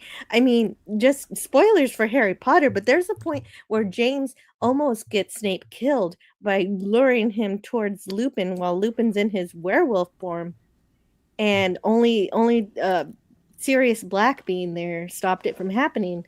It And puts a racial spin on everything yeah. that happens in the story. It's unavoidable and completely unnecessary and nothing to do with the story. And somebody did a soundbite from Lithgow where he was carefully parsing his words and saying how, God, what was the operative word? It was bad. It was real bad. But the context was, well, we're going to see things that happened in the story that they never showed you. And that's where I have to sort of say, no, there's so much in the story You don't need to that add. wasn't in the movies. You don't have to add. So if you're adding, there's going to be an agenda under that. And thank you. No, thank you. Well, and There's no point in adding things that we haven't seen. Exactly. I agree with you. When they talked about making this series to begin with, that I thought, oh, brilliant. We're going to see all the things that they had to leave out of the movies because they didn't have time. No, we probably won't even see those anymore. They're just going to make rubbish up. And it's pretty clear Joe is checked out, Joe Rowling. And I'm bummed about that because she kept a very tight rein on the movies. She told people what they could and could not do, and she would not let them insert rubbish that she didn't write herself, by and large. She relaxed as the movies continued, and that's why the last couple of films weren't as good, because she relaxed that hand and didn't tell them, no, stick to the book. She let them muck with it. But early on, I remember that she told the director of Azkaban he wanted to do some kind of thing during the musical sequence with the choir where there was just some sort of fantastic Dr. Seussian thing where something's there that's being played like a giant clam or something and opens its mouth and there's a smaller set inside and then a smaller set inside and then a smaller set inside. And she just said, no, that's not in my book. You can stick to the book. No, but they got that in anyway with the chest with Moody in it. So they got the it chest. visually. That's Yeah. interesting. But yeah, I thought it looks like that though. Yeah, that kind of worked for me though, because Yeah. he was stuck in a chest and it was magical. That worked for me.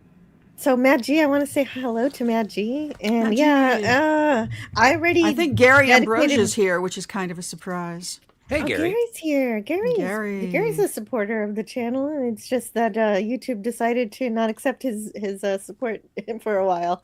But thank you so much for Wow. being here, Gary. Oh, Wow, wow, it's so wow. good to see you.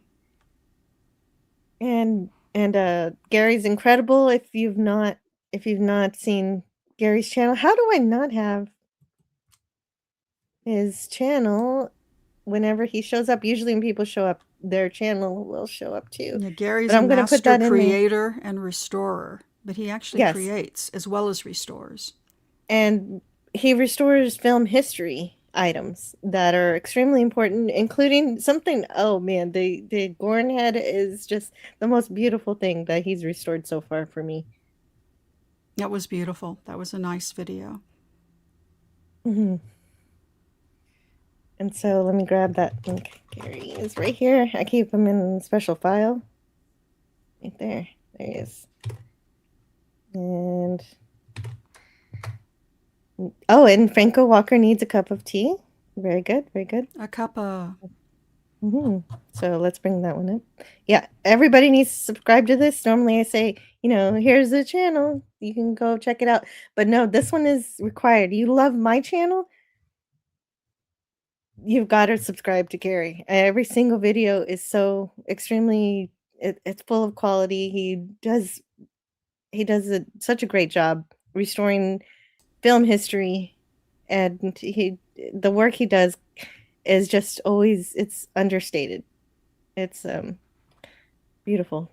Here's He's a also- channel by a got a guy wealth- named Gary. He's also got a wealth of history about the items that he's restoring. He really knows his stuff.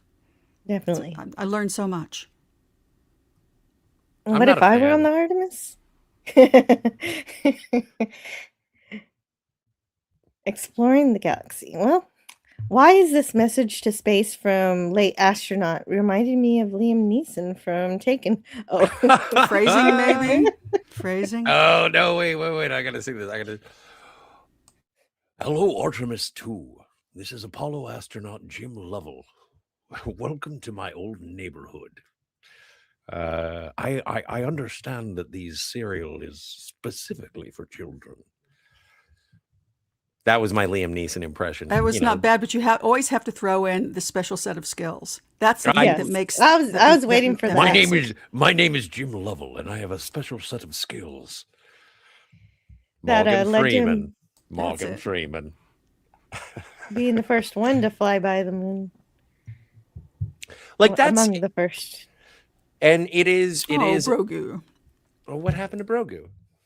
He's This blushing. naked talk has got me blushing. Oh yeah, well, because that's when you go to the hot springs, clothing is optional apparently, and Spidey took advantage. Brogu, you've had a shower. It's girls seeing But girls it's and not guys in seeing public. guys. There's nothing wrong with that. There's nothing wrong. with Well, it. still, it's not like public. you're not a never nude. And once you get in the water, nobody can check you out anyway, and it's good for you. It's good for you. Okay. All right, you said stop. 11 more followers. How did that happen? Did you do that, Jeff? Thank you. Wow. Thank you so much. Jeff I didn't Pearson. even notice. Wicked cool. For Very the win. appreciated. He did share out my show. And so, yeah, big red flag. What's a big red flag? The Chinese? The people who try to see under the water at the hot springs. Yeah, if you see a I don't person at know. a hot Oh, springs with a that's a red snorkel and flag. goggles, just don't. Oh, that's nice to know. Yeah, definitely look out for that. Larry. Stuntman is still alive. I can believe that stuntmen are into their health.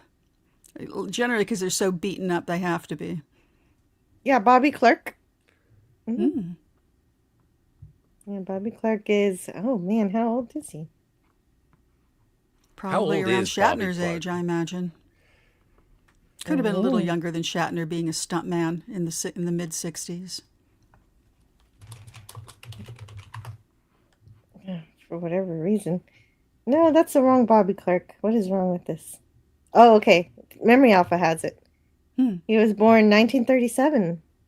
Yeah, 37. getting on. Yeah, 89 years old. He'll be 90 next year. 90 years young. Wow. If you can make it past 90, you can make it to 100. Jim Lovell orbited once in Apollo 8. Flyby in Apollo 13. Yes. I That's believe interesting. it was called a detour in Apollo 13. It wasn't necessarily a flyby. They were okay. supposed to stop, but that didn't. Well, that was the didn't work unlucky out. one. Yes. Well. Yeah, yes. I'm not playing the clip because But it's- that's Oh, okay. yeah. So they that's have one of the those Houston things. we have a problem thing. Was it unlucky in terms of they did not achieve what they set out to do? Yes. Was it unlucky in the fact that it was a complete disaster? No. They got back home. Yeah, they got back. They made it home, and that But is what I'm, that is the you thing know, that I tying just it want into to the focus. number 13. Yeah. Oh, of course. There's a specific word for that phobia if you're afraid of the number 13. Triskaidekaphobia. I A thought that successful failure. Hey, Larry. Yeah, it was a successful successful failure. Yeah, Larry, thanks, man. That's a good idea. Yeah. That's perfect. Yeah. Any moonshot you walk away from is a success. Yeah, precisely. And that's what I'm looking forward to today. In fact, there have been some incredible things that could easily be identified by modern audiences as being the message. But like Victor Glover is a man of he's a black man, and he's like, you know what? We're here for people, and if you're focusing on the skin color, you're not getting it. Like, I'm glad you're inspired if this is what you're into, but we're here He for said it much people. nicer than that. He said Yes, it, he yeah, did. but yes. I'm He paraphrasing didn't because I don't want to have to he be didn't put interrupted by down the algorithm. yeah. And Thank you. then Yes, Tina it's said the for same thing. humanity. It's like being able to be seen in this position is if you that reflects back upon you, super, but don't forget about you. Don't project Mm. your hopes and dreams on what you see on screen. Be what you can be.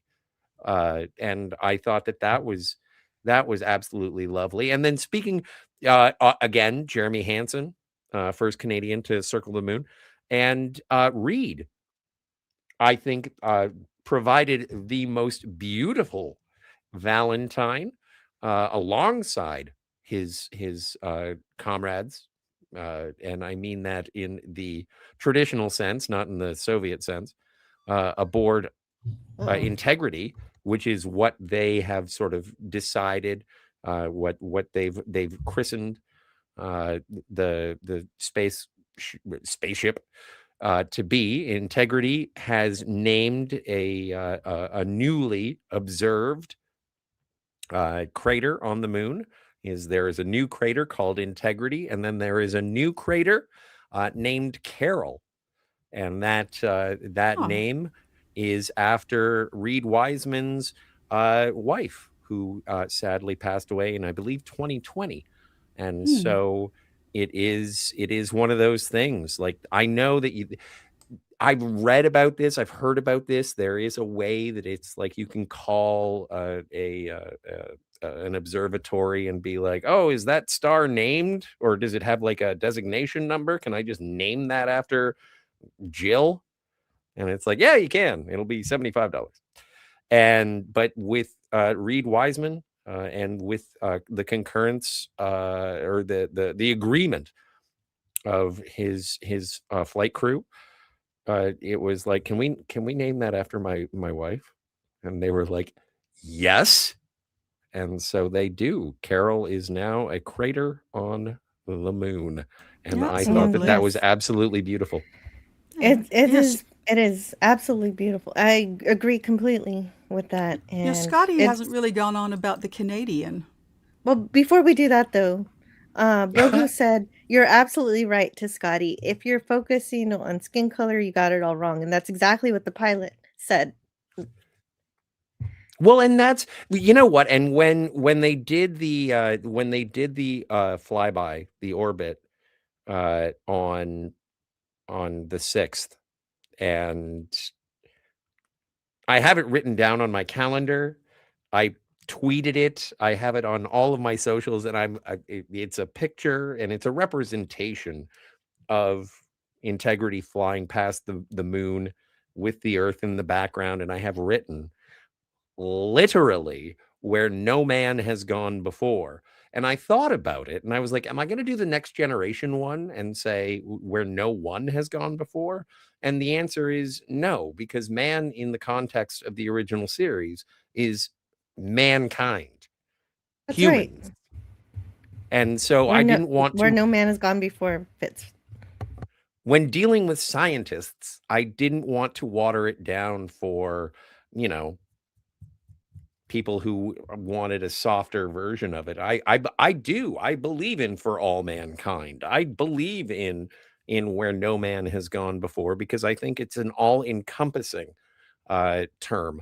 And once I was okay when they changed it to one, but I never felt excluded when it was man, because I consider myself of the family of man.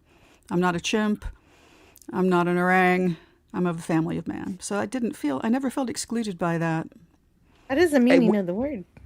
But I do also think that once you start saying I am not represented or I am not a part of that group, then I think you lose sight of the group that you are a part of. And we are tribal people. Like, humans are tribal.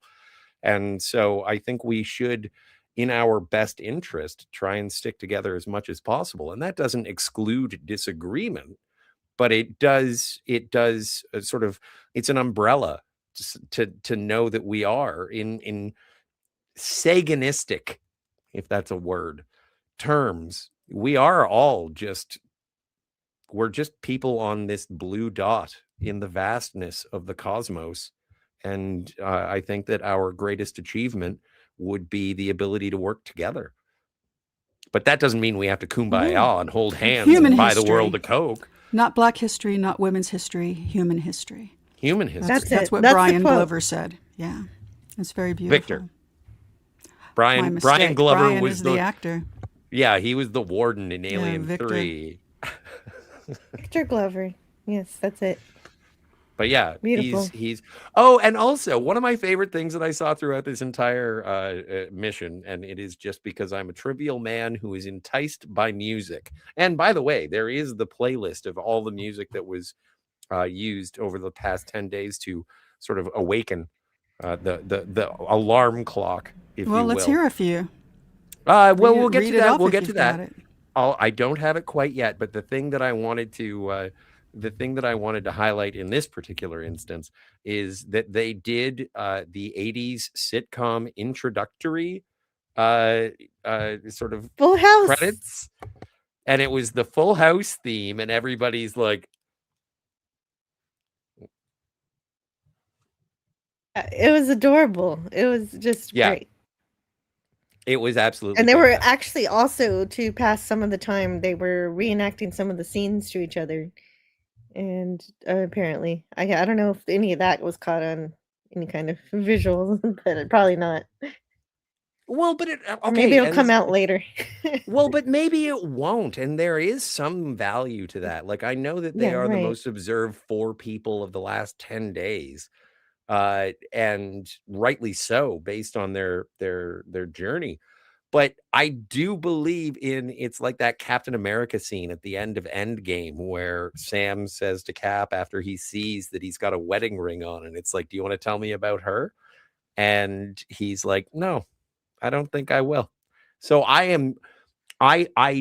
for their sake, I treasure the moments that they had. That one thing that when they get home and in 5, 10, 15, 20 years, they'll look back and be like, oh yeah, back when I was in space. And it's just like, Yes, it is good that they have some private moments to themselves. yeah. And Donnie's here. Hello Hey, to Donnie. Power Ranger Donnie, who says hello to us. I hope everyone is well, despite the passing of Mighty Morphin Power Rangers, the movie screenwriter Arn Olson. I didn't know about that. Thank you, Donnie. And wow, yeah, I watched that movie when I was a kid. And there's Donnie's channel. He's a great artist. He does lots of art on DeviantArt, and he's also a musician. And he has an unhealthy preoccupation with the Mighty Morphin Power Rangers, but we don't give him any guff for it because he's cool. You know, Donnie knows all of the media. I mean, he's just on top of all of it. He knows what's happened, what's going to happen. He's your go-to guy. Mm-hmm. Yes. Yeah, that for Disney also. Flyby, not orbit. Flyby, my mistake, Larry. Thank you. They may oppress our culture and belittle our history, but they will never take Bag Puss. Long live the Bag Puss. I'm going to watch at least a couple of episodes of Bag Puss before this is all done. I am going to eject everything to do with Bag Puss once I hit disconnect. 2-minute opening and everything. Yes. I'm more of a Littlest Hobo guy myself, so your Bag Puss. So Gavin says, I bought an acre of the moon. I have 2 houses and a hotel on there now. It's going to be expensive if anybody lands on it. Sounds like Moonopoly. It is. Yeah, that's Moonopoly. That's really cute. Well, yeah, you can turn those houses into a hotel too. That's what you know, the railroads, they look like they don't pay off, but they kind of keep that money coming in. You could go with a railroad too. Oh man, imagine train on the moon. Catherine Sutherland says, Donnie, I feel so shocked right now about that Nakia was in the movie? What movie? I don't know who Nakia is, first of all. So I need to know, who's Nakia? Moonbase from the UFO show was spotted. Right, On the they've dark got a side. launching pad. They've got a launching pad for a rocket ship on the moon in UFO. Right, people were putting different fictional ships in that crater on Twitter. That was fun. That sounds That's good. cute. Yeah. Larry Sagan says billions and billions. That was actually from a parody, and he never actually said that, and said just everybody. He would say billions and millions or whatever, and he would say big numbers like that, but not those two words together until he wrote a book in which he did say it in the book. He had a It's way kinda of like- rolling those L's that was kind of very distinctive. Yeah, he was a poet, really. Yes, and women absolutely includes females in mankind. We are all part of humanity. Very true. Except Mikey Spock. Well, luckily she's a fictional character who is not Yes. in what I recognize as Star Trek. And they might have found a Larian Center. Apollo missions had the first Walkman prototypes to play music. I do believe that. That yet another thing to add to the benefits to humanity that space travel has afforded us, the Walkman. And I hope the first woman to set foot on the moon is a politician. I think I understand your subtext. Okay, hello to the dead man. Great to see you today. How are you doing? And so, okay. She portrayed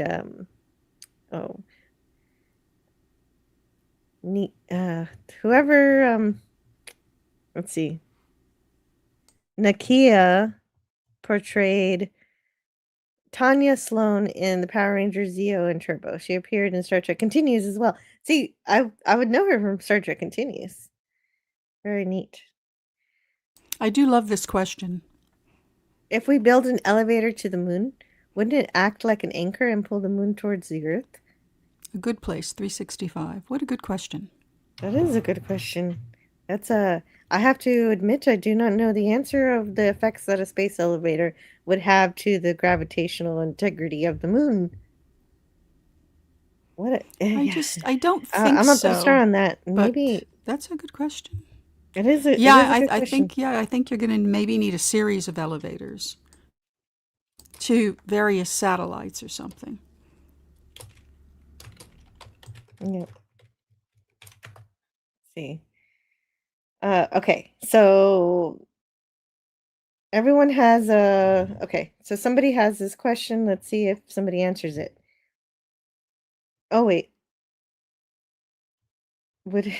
Oh goodness. I'm looking for the precise answer that you're asking about. They're more talking about the gravity that it would have on you going to the moon. Oh, now they're getting into Dyson sphere physics. Okay, that makes sense. I don't see it. Okay, so somebody in Reddit says, I don't see any universe where we can develop a material that has a tensile strength to density ratio for the elevator. So, but that's not what we're asking. If it's possible, we're doing a hypothetical that it is possible. So it's What, the difficult moon to elevator? research. It's difficult to research this kind of thing right now.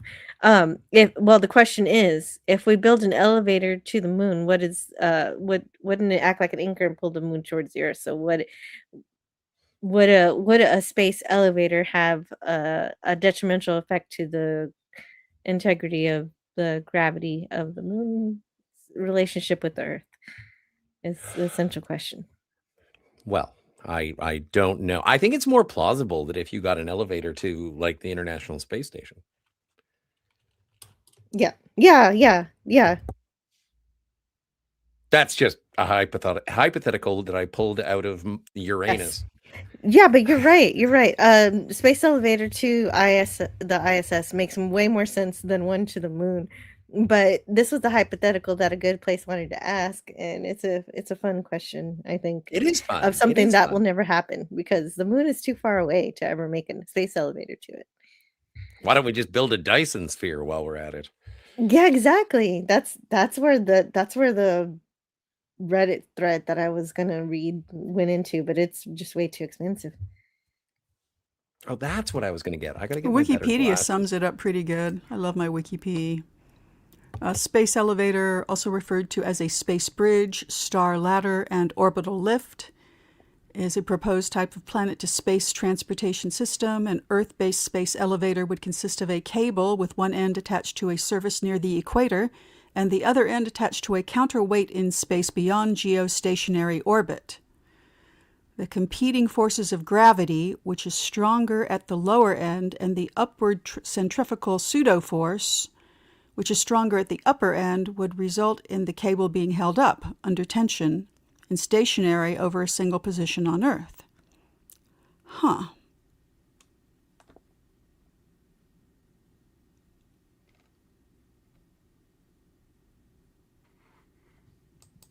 Oh, this is very disappointing.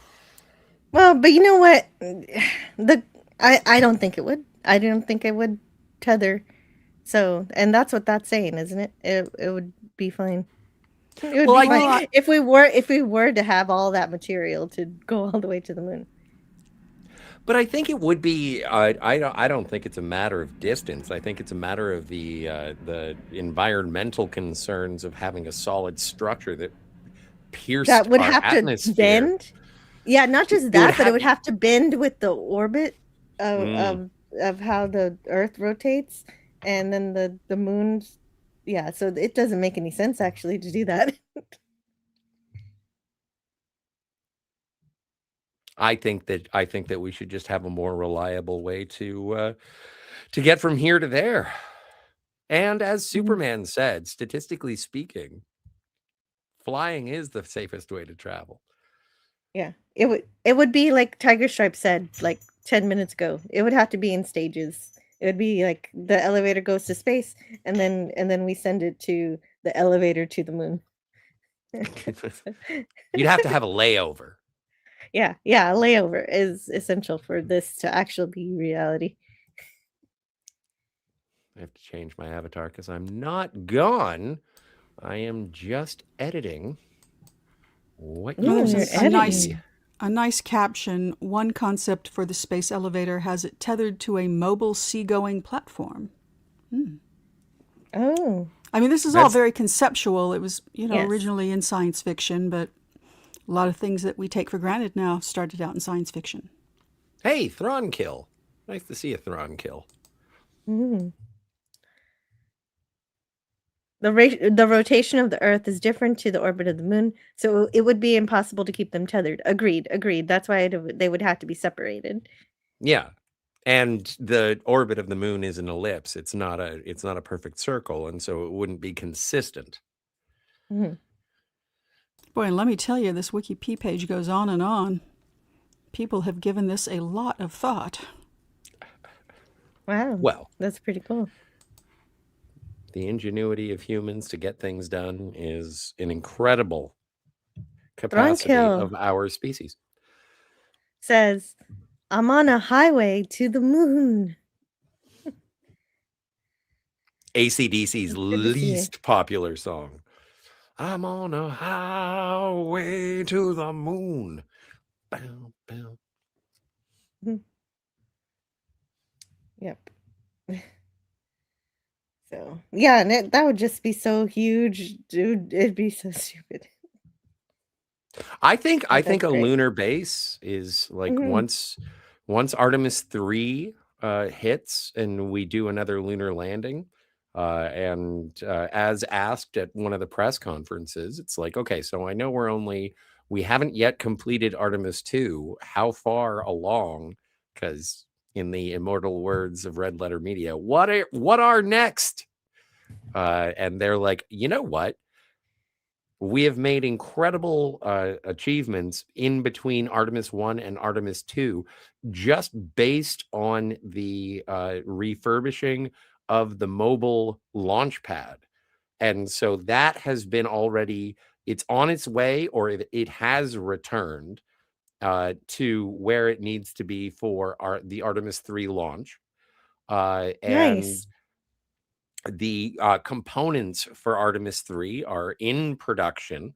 There are obvious things that are going to be manipulated based on and tweaked and refined based on the discoveries of what has occurred thus far for Artemis 2. And so Artemis 3 is going to be another moon landing, which I hope to be around for. I think that's supposed to happen before the end of the decade, to quote John F. Kennedy. And then I think Artemis 4 is the first attempt at dropping off the first component of what would be a moon base. And hopefully, if everything keeps Yay! continuing along that, no pun intended, trajectory, that will be the first stepping stone towards getting to Mars. And while I do have a certain level of admiration for Elon, I don't think that's going to happen in my lifetime. Mm-hmm. You don't think so? The moon base won't happen? Yeah, but No, Mars. Yeah, well- Mars. Oh, won't Mars. happen. Oh, Mars. Yeah, we get to see moon bases. I'm happy. I think Yeah. I'll get to. I'll be really old, but I think I'll get to it. Yeah, I get to see people go to Mars. I won't be going to Mars, but I will enjoy watching it happen. Artemis Well, here's- 3 is yeah. only low Earth orbit testing the lander. Ooh. Yeah, that's good. Hmm. How soon before any science gets usurped by a military platform / base with missiles on it?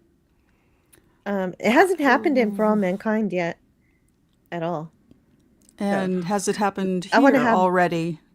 Don't I want to be know. more. I want to be more hopeful about it. Well, but that is also something, and I don't know if it's a lack of ambition or technology, but that is something that the governments, and who can trust them, of the Earth have said is that space is not to be political. It is not to be sort of, but then again, all we need is the resources to be able to do so, and then people will claim ownership on anything. It's mine. And so I hope that agreement continues on, but who knows? LDG, free the net. Yeah. The most that For All Mankind has is Space Marines, which makes sense. Yeah, but LDG also Free the isn't Net there says- like Mars Independence that happens in Oh For All yeah, Mankind? it hasn't happened yet in the season. It's early yet. But yes, LDG says the US should make Magic Carpet Ride the official launch music of all space launches. Of course, he is referencing First Contact. And I am absolutely Star with you. In Trek? fact, if there is one thing that I've been absolutely livid about is there has been a distinct lack of Star Trek references in this particular 10-day mission. Yeah, except for the fact that everything that they do and how they do it is what how Star Trek what Star Trek emulates, the way that they do that Yes. kind of thing. Well, I think that was the first pop culture thing Mhm. before the emotion hit me. I posted that and I was like, so you guys are all just on some kind of astronauts on some kind of Star Trek. And I was just like, yay, we're on a Star Trek again. And so I'm just so happy about the progression of this level of exploration. Like to the point where, hey, Jill, Tiger, chat, did you guys know that the side of the moon that is closest to us is softer than the far side of the moon? No, I didn't know that. Did you know Nope. that, Tiger? No, I did not know that. Apparently, Hmm. it's because of the nature, because the moon rotates in relation to its orbit of Earth. However, it there is the close of the moon and the far of the moon. And so the far of the moon has not been, first things first, exposed to the amount of radiation from the sun. And second thing second, has not had to experience what happened in the Earth's initial creation, the moon's initial creation, with the ejection of magma and volcanic activity and everything like that, because of that relation. And so the close of the moon is much more powdery and softer. And so there are things that are ancient by the definition of the word, in terms of the craters that have hit it. And then you can see there are dotted lines of ejections from the close of the moon to the far of the moon. And you get to see, like, oh, the lunar They're surface, beautiful pictures. beautiful pictures, but also beautiful science in terms of, okay, so Hmm. how is this thing how is it? We're mapping And the history of it. not only the history of it, but of our world, and the nature of the creation of our world, and the nature of the creation of our solar system. We're looking back billions of years and also in the same way that when we look out to the stars, and we are looking into the past, literally, because of how far away, how many light years that star is away from us, and how many years the light from those stars, not to be redundant, has taken to meet our small Yeah, little that's right. planet. Depending on which star you're looking at, you're looking in different eons, depending on how far away it is. And Franco says there's a treaty preventing space from being weaponized, and that's good. Yeah, I hope Ro- so. I hope so. But again, Mhm. people are jerks. So Yeah, it's only Ronald going to Reagan won the Star Wars defense Yeah, but system. that was just He did. that was weapons That was posturing, platforms. yeah. Yeah, that's like the Iron Dome, but space bound. Hmm. Yeah, there's a treaty preventing a country from blocking an international waterway like the Strait of Hormuz. Load of bollocks, unless your military can enforce it. I like that you censored yourself for bollocks, and I don't even consider that a curse word because it's a British curse word. It's a Sex Pistols album. Never mind the Yeah. bollocks. Yeah. I think the closest side of the moon is softer because it has such feelings for the earth. Oh, That is I mean cute. this I mean this in the happy way, but Yeah. that is gay. No, No, in the that's happy lovely. way. In the happy way, yeah. You could almost say it rotates on Earth's axis. Hmm. Well, now you want me to be the Mhm. scientist. I'm just reporting on what other people are doing. I don't know anything. I don't know the square root of jack squat, pal. Our side of the moon has lava basins and dust. Well, you explained it very well for someone who doesn't know. What else did you learn about this mission? I want to know. I learned that I just I one of the things that really took me is that with Reed and Victor, their experiences on Earth were very much in terms of piloting, and their careers went in the direction that they went, but they were never really super jazzed about space until they were. And it was Victor's story about Victor, like we're buddies or something. Captain Glover uh, was talking about his experience, because they did in reference to the photos that were taken. People were saying it's like there's no way that these people didn't have photography classes, and he spoke specifically about it.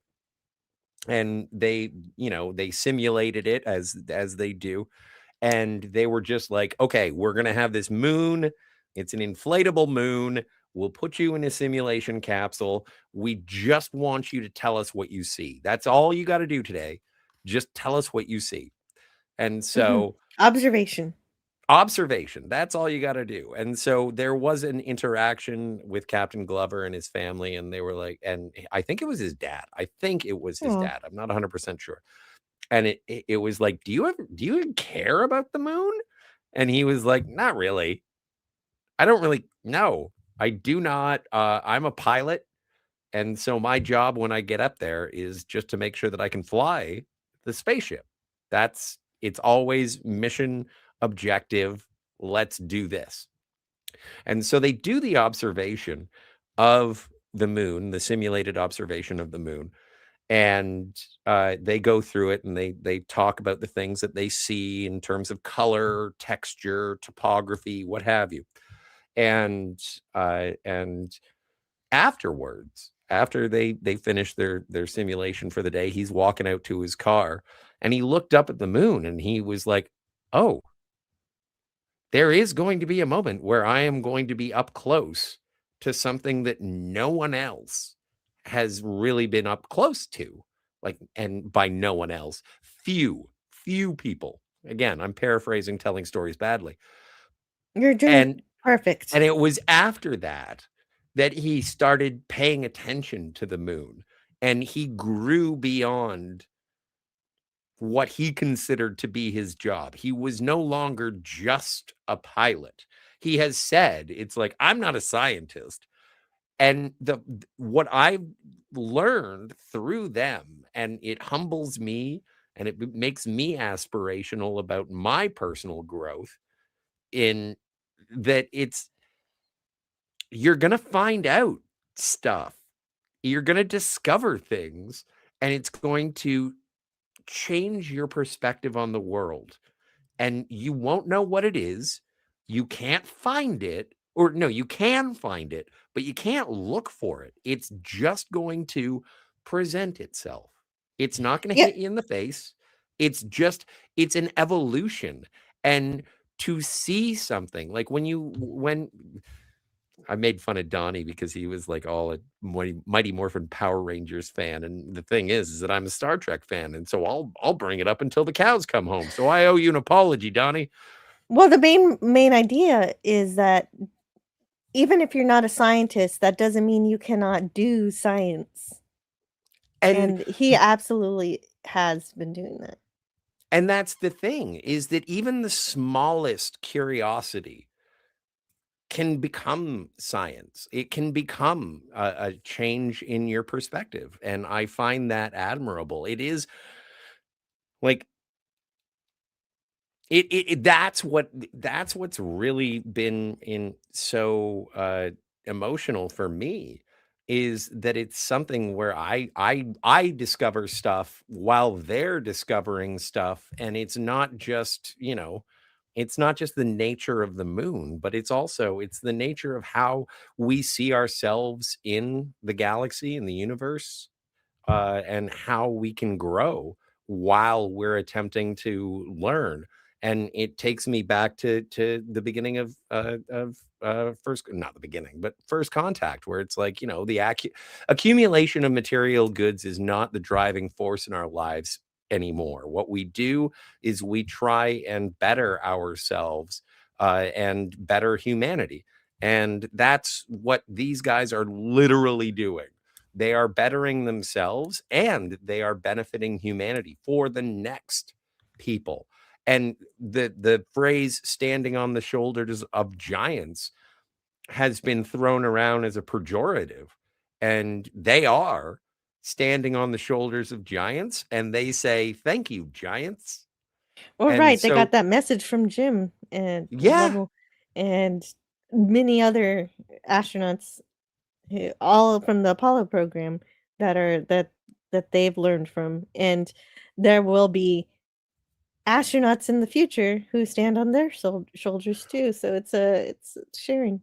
Well, and that's one of the quotes from Commander Wiseman, is that he said, he was like, we break this record today and we hope it is broken shortly.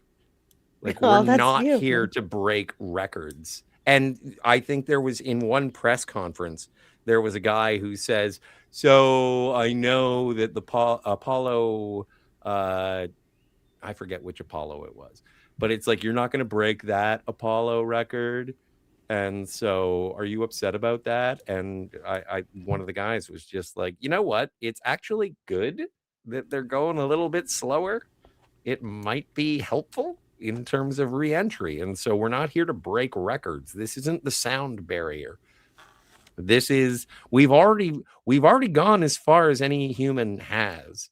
And I say we, as all of us, especially the crew, the flight crew, the ground crew, and all of humankind, since the beginning of our desire to explore anything, we have gone farther than anyone else on Earth.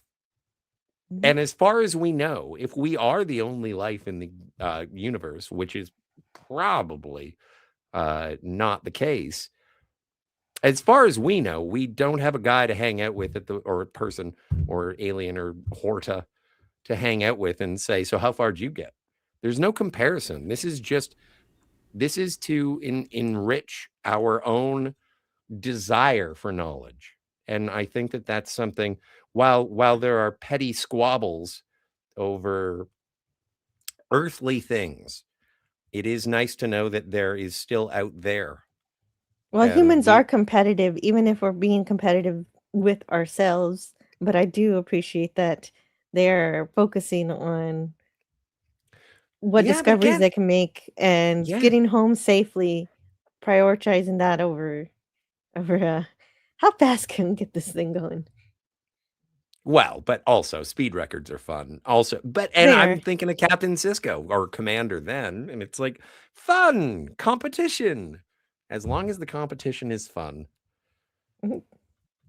Yes. And I guess that's why we have things, and I poo-poo on sports all the time, but I guess that's why we do have those sort of Hello. friendly competitions. Hello, Hello, Thoth. Lord Thoth. Great to see you.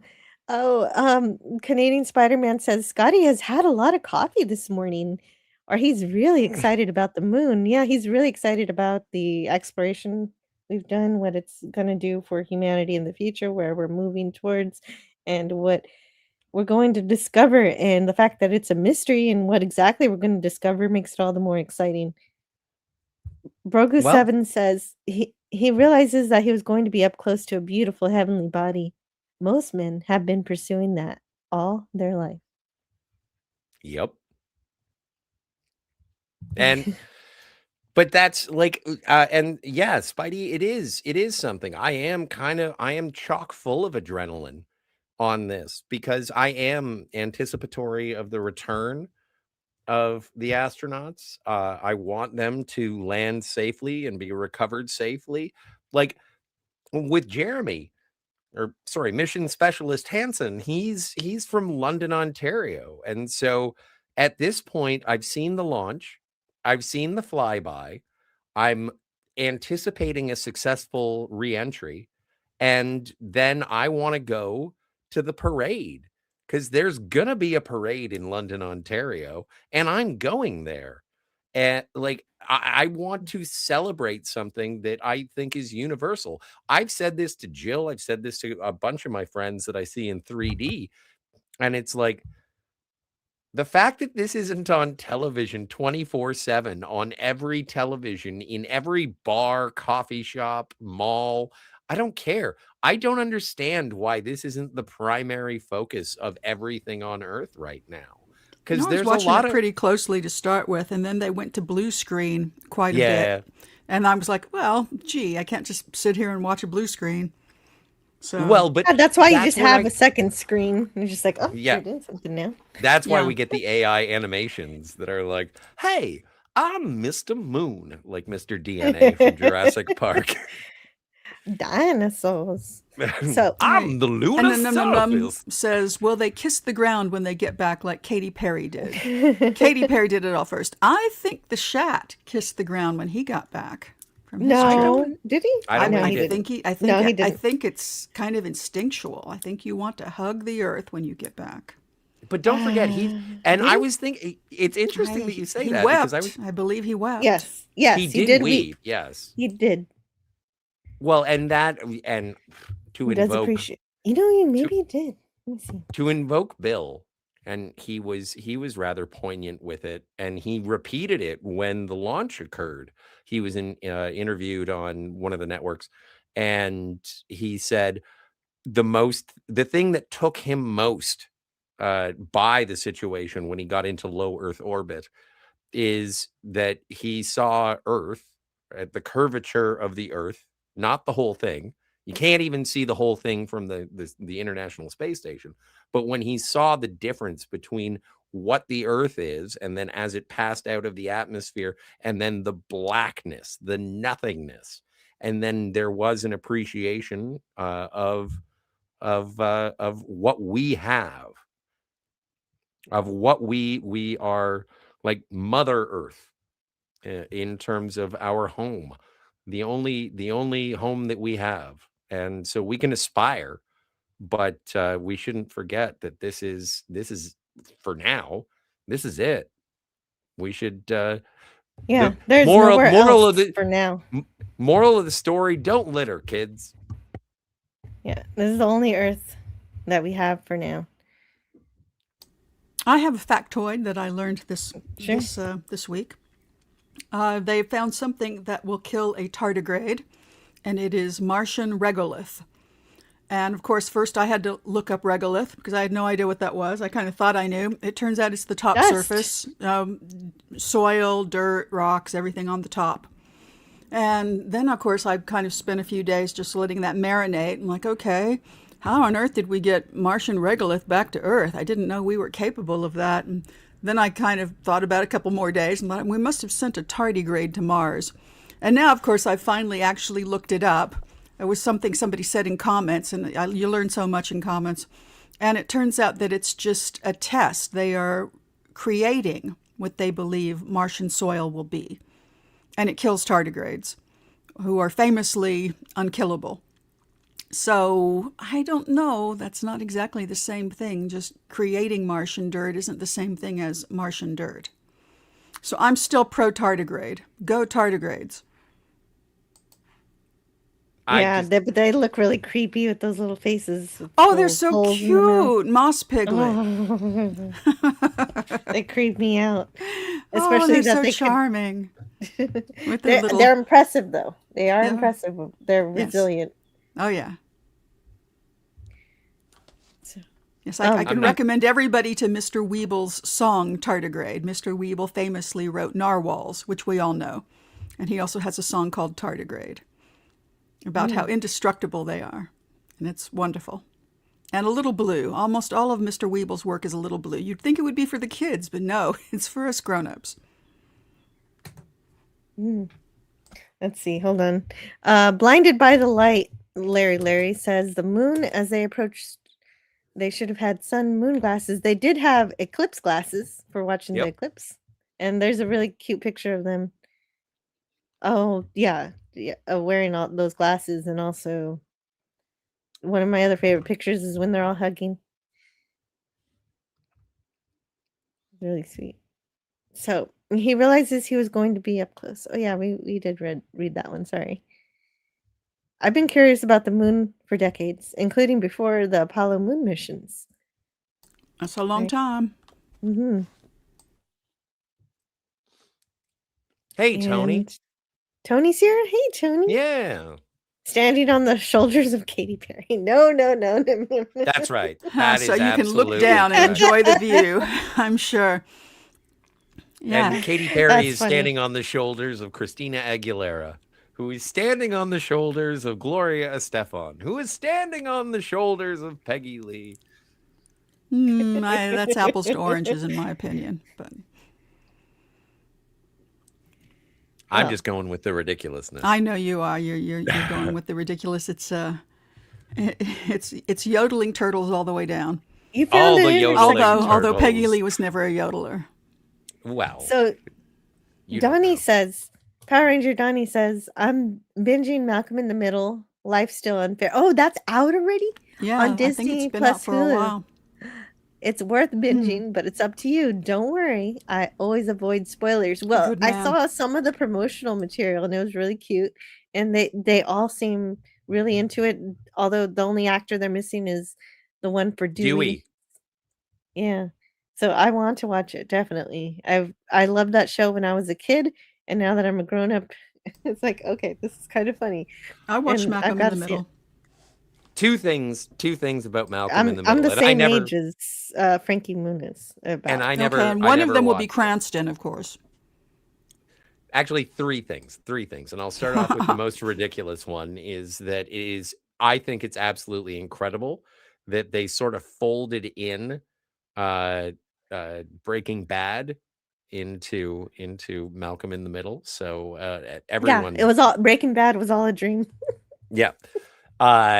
And so but yeah, the actor who plays Dewey, he was asked to come back, and this is an interview with Bryan Cranston and Jane Kasmerick, and they were like, yeah, he didn't want to do it because he's no longer a child actor and he's totally into academia now.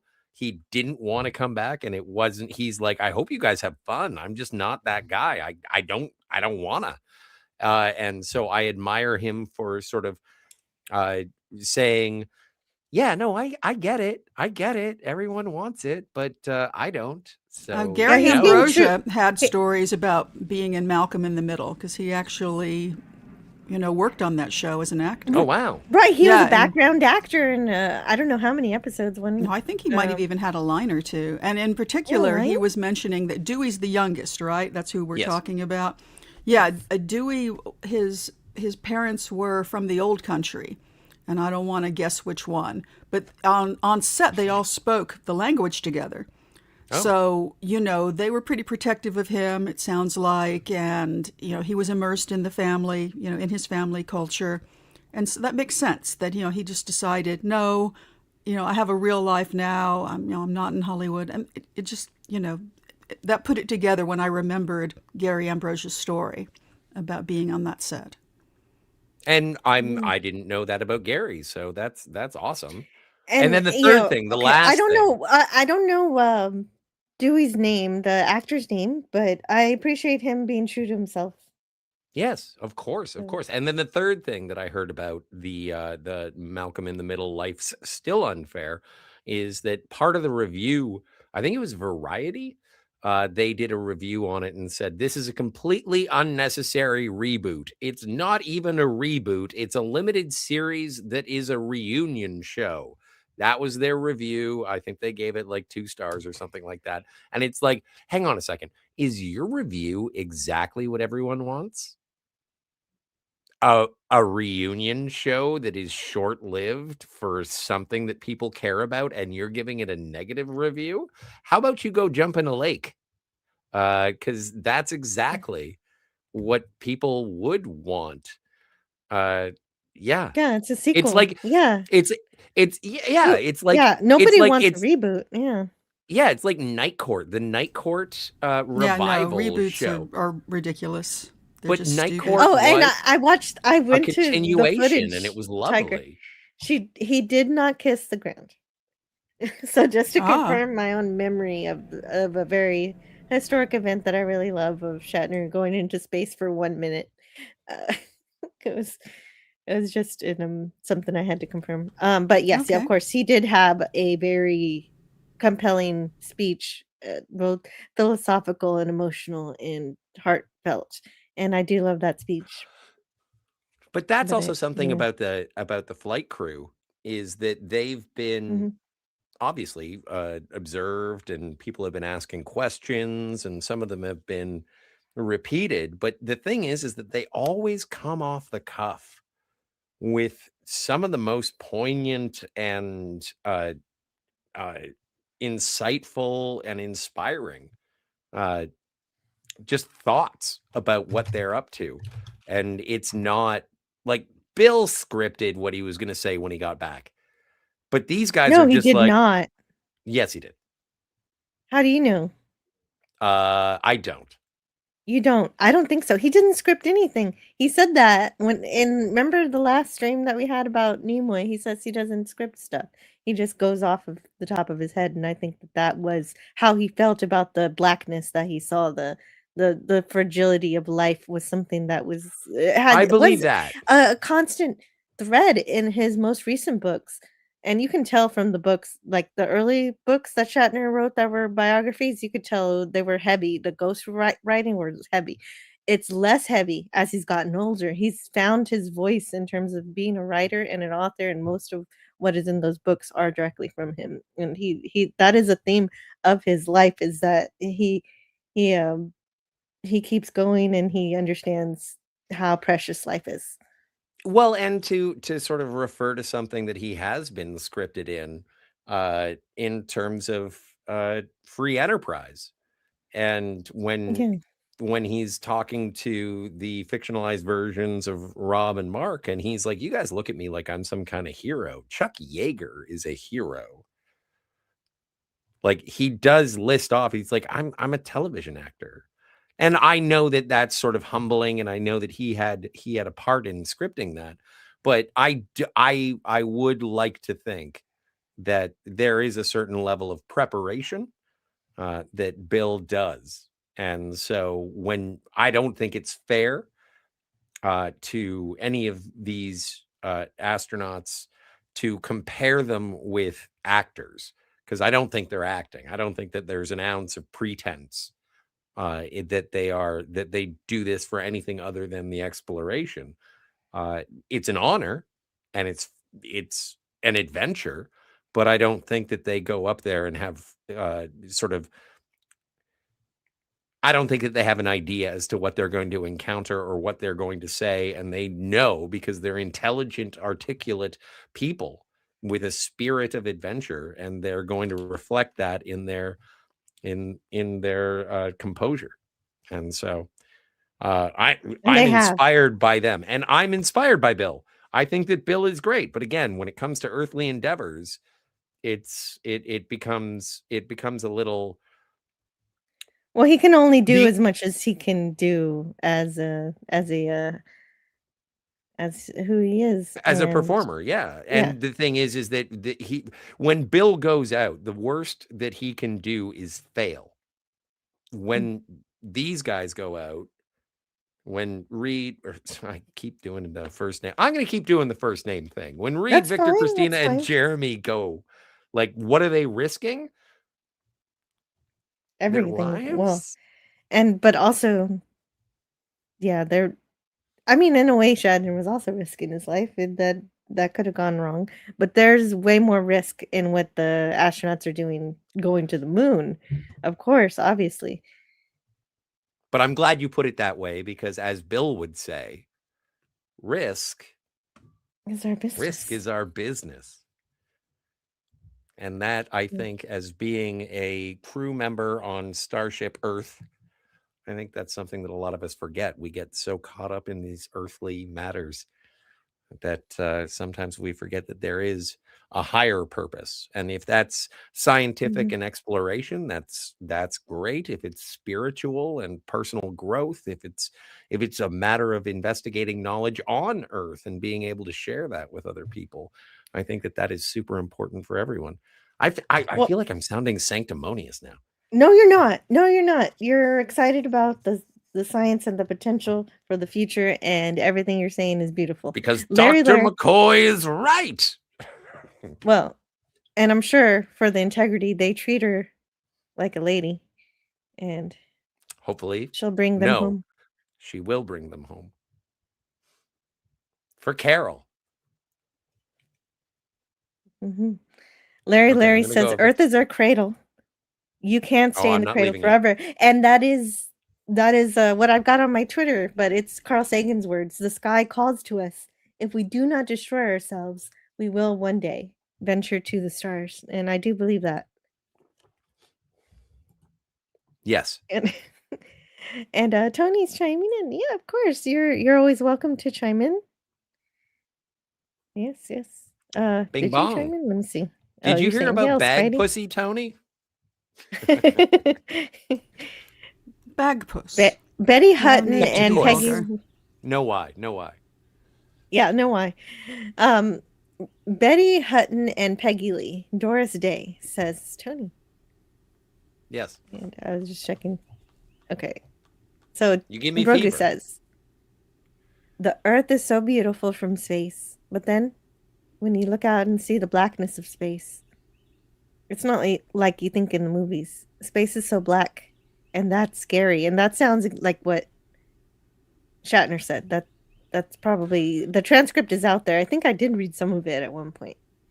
But that's also something that I was would observed. concur. And you know who caught the series that caught that best for me was Firefly. When you see Firefly, it's got some real science fiction in it. You know, the spaceship, the being out in the black, what that's like, having to effect repairs out in space, all of that. I thought they captured that really well. And well, and where the line sort of crossed over in the Artemis II mission, is that when they did observe the eclipse, the lunar eclipse, and Yeah, it so was a they lunar were eclipse. and they were looking and they saw the corona, which is not a bleeding over of light, but it's actually the corona of the sun. And they're looking at it, and then they could see the planets, and then they could see stars, which is something that is not necessarily common when you're in space. You usually don't see stars. Is that because you're in motion? Motion, light sources, because there is no sky to sort of filter the direct harsh rays of the sun. And so it does become a situation. And so, like Neil Armstrong famously said, it's like, yeah, you can see the Earth, but you don't really see stars. Everything's really bright. And so you don't see that. And so when Commander Wiseman got around and he was looking, he's like, I never thought I would ever see something like this in space. It is venturing into science fiction. Like, it is what you imagine when it's science fiction, but sometimes science is boring. And so when you get up into the actual physical area, you're like, I thought there'd be more stars. And now, with the images that we had, and they saw them, they said, it's like, oh, I think we caught something that no one's caught before, with seeing the moon and the stars. It's just like, I am so jealous, so happy, so incredibly swelled with hope, optimism, and joy for these guys. And to a point where I am just, I have to curb myself now. Like, these guys have done something to me. Well, and that's what we went there for, is to explore things that we hadn't seen before, and they have found lots of things, lots of new stuff that we haven't begun to process yet. Yeah. And haven't begun to analyze. It's all so fresh. Mhm. Like, imagine if you milked a cow on Monday. The milk is not going to go bad until like next week. And hopefully So, this ages more like wine than milk. yes, absolutely. Sometimes, and yeah, absolutely, Jill. As usual, you are thinking more clearly than I. We have just No, I made the think we're wine. just a good team, Scott. You're okay. We made the wine has been made, and now it's just time to age it, and we will receive more as time goes on. And I Mhm. just hope other people appreciate it as much as I think it deserves. Anyway, I'm gonna I go have hope a so cigarette. too. Well, I mean, in 2 hours, two Oh, and a are we half hours done? have passed by so fast. No, I've got another 27 minutes, but I Sweet. just wanted to say we were going and going and going, and it just didn't feel like any time had passed. It feels like I started the stream 15 minutes or 30 minutes ago, but it's been 2.5 hours because this subject is so fascinating to me, and your expression of how you feel about it, what you know about it has been. I've been thrilled.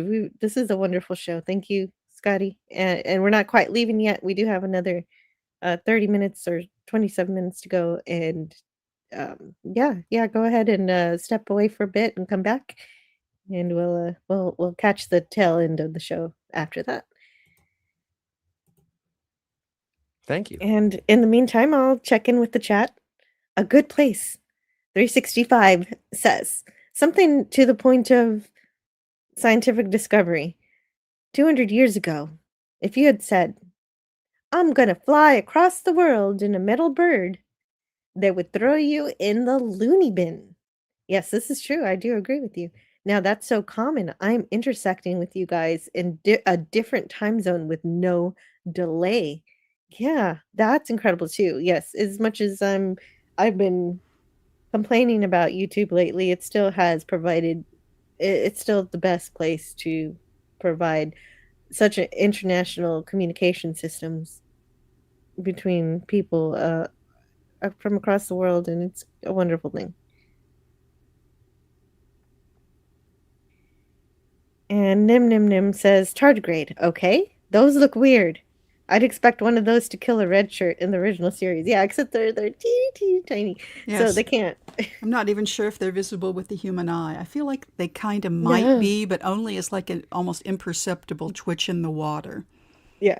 When, Well, and I was comforted that they don't really use us as a place to hang out. But if they were on you, you would never know. well, there's so much on us and in us, you don't want to know. No, I It's, know. We're We like are a we're multitude. like we are. We're like 45% something else all the time, from what I recently read. Yes. It's, Yes, that's true. Yeah.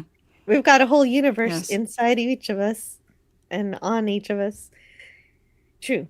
Right. I don't think about that either. Yeah. Jamie Lynn. Yeah. Donnie, I'm thinking about watching it. Mm. Oh, okay. Yeah. And there you are. There's always one actor missing on the reunion shows. That is Well, a great I'm gonna- observation, Larry One. It's so true. I'm gonna have to watch that thing. Yeah, Good Eric for him. He found Sullivan. life outside of. Yeah, it turns out his mother's Swedish. That's why he's bilingual. Yeah. Yeah. Well, I think that what it sounds like from what Scotty said is that he's just done acting in general and Yeah. just doesn't want to, and that's fine. But I love that Ginger- Larry. There's always one person missing from a reunion show. It's just really Yeah. true. It's always true. For Gilligan's Island, it was Ginger. Tina Louise refused the reunion movies, and the reunion shows of Gilligan's Island. Yeah, she wasn't in the movies either. And somehow she is the only surviving actor. Yeah, that's right. She's still with us. And we've got Dewey is played by Eric Sullivan. Thank you, Spidey. Per Sullivan. He's got an extra name in there. Yeah. I don't know what the significance of that is.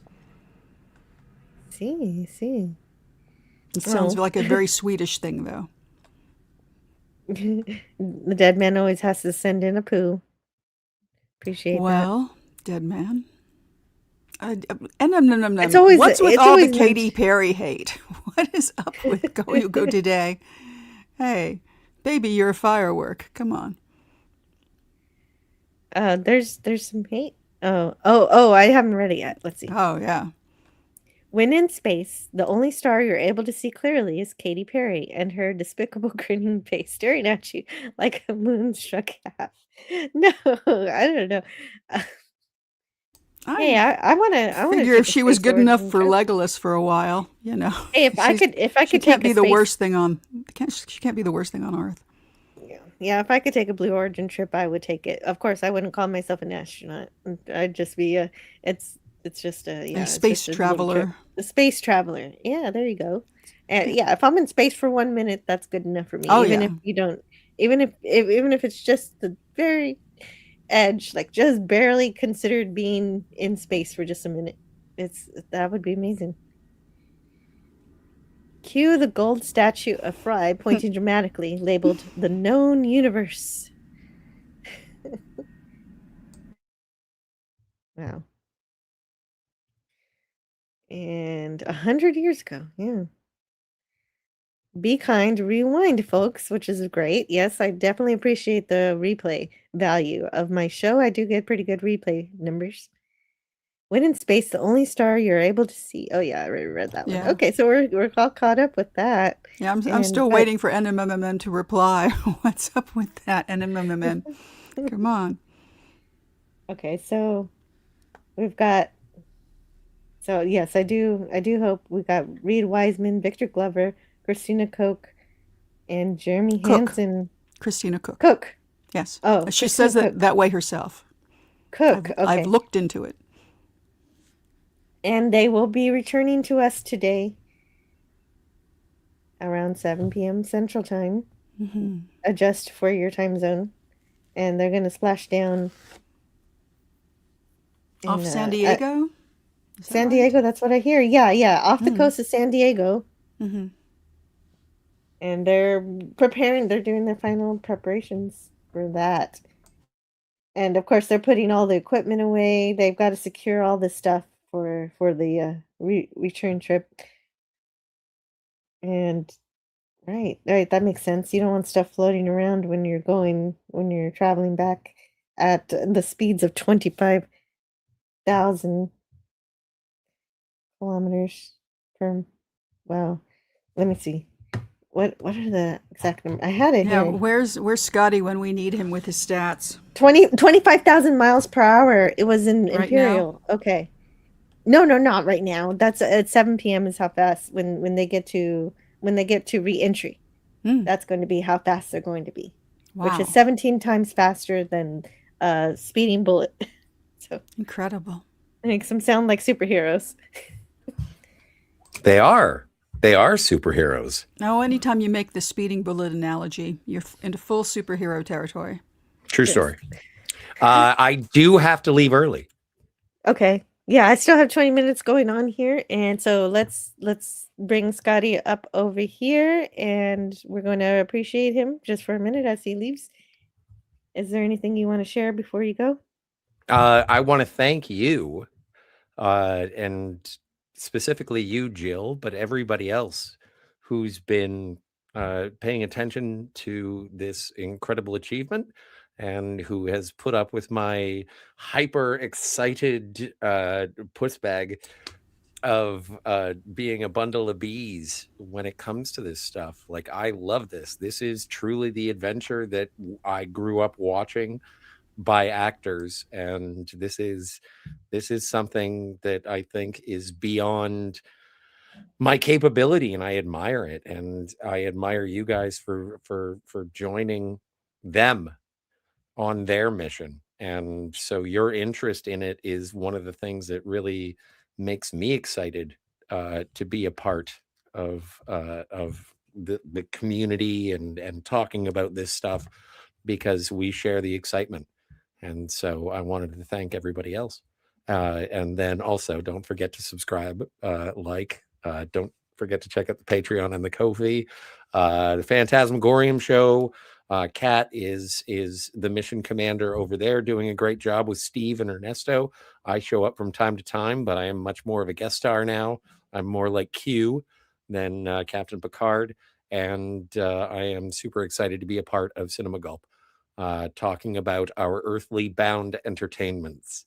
But really, it is such a pleasure to share our time on Earth, being the subjective sensory organs of the galaxy. While you're mentioning Cinema Gulp, I want to remind everybody next Friday, because I kept making it next Friday, but it's actually next Friday. They're going to be celebrating their 10-year anniversary. So make sure you tag that into your calendars if you want to come celebrate with them. I would love to see their numbers go up a little higher for that one, for the big one. 10 years. How many people can say they've been, like, I've had my account since 2006, but I didn't start streaming until 2022. So they've been going literally making videos 10 years. Yeah, but the thing is that I've been reeking of awesomeness since 1978, and so but yeah, So thank you guys, and I appreciate it very much. I have earthly endeavors to attend to, but I wish Yes. you the And so best. do I, soon also. And most importantly, I just want to give big shout out to Commander Wiseman, Captain Glover, and Mission Specialists Cook and Hanson, because they have done more for me in the last 10 days than a lot of people have done for me in my entire life, just in terms of optimism, hope, and adventuring, something to aspire to. And that is nothing to shake a stick at. Yeah. Yeah. The things that we can achieve, the humans can achieve. They're of the pinnacle of it, and it's great. Yes, Wonderful. Thank you. Thank you fills for my heart with sharing your joy. perspective All right, today. have a great day, everybody. Live Yeah. long and Have a prosper, great day. and Yeah, let's have a great splashdown. we will.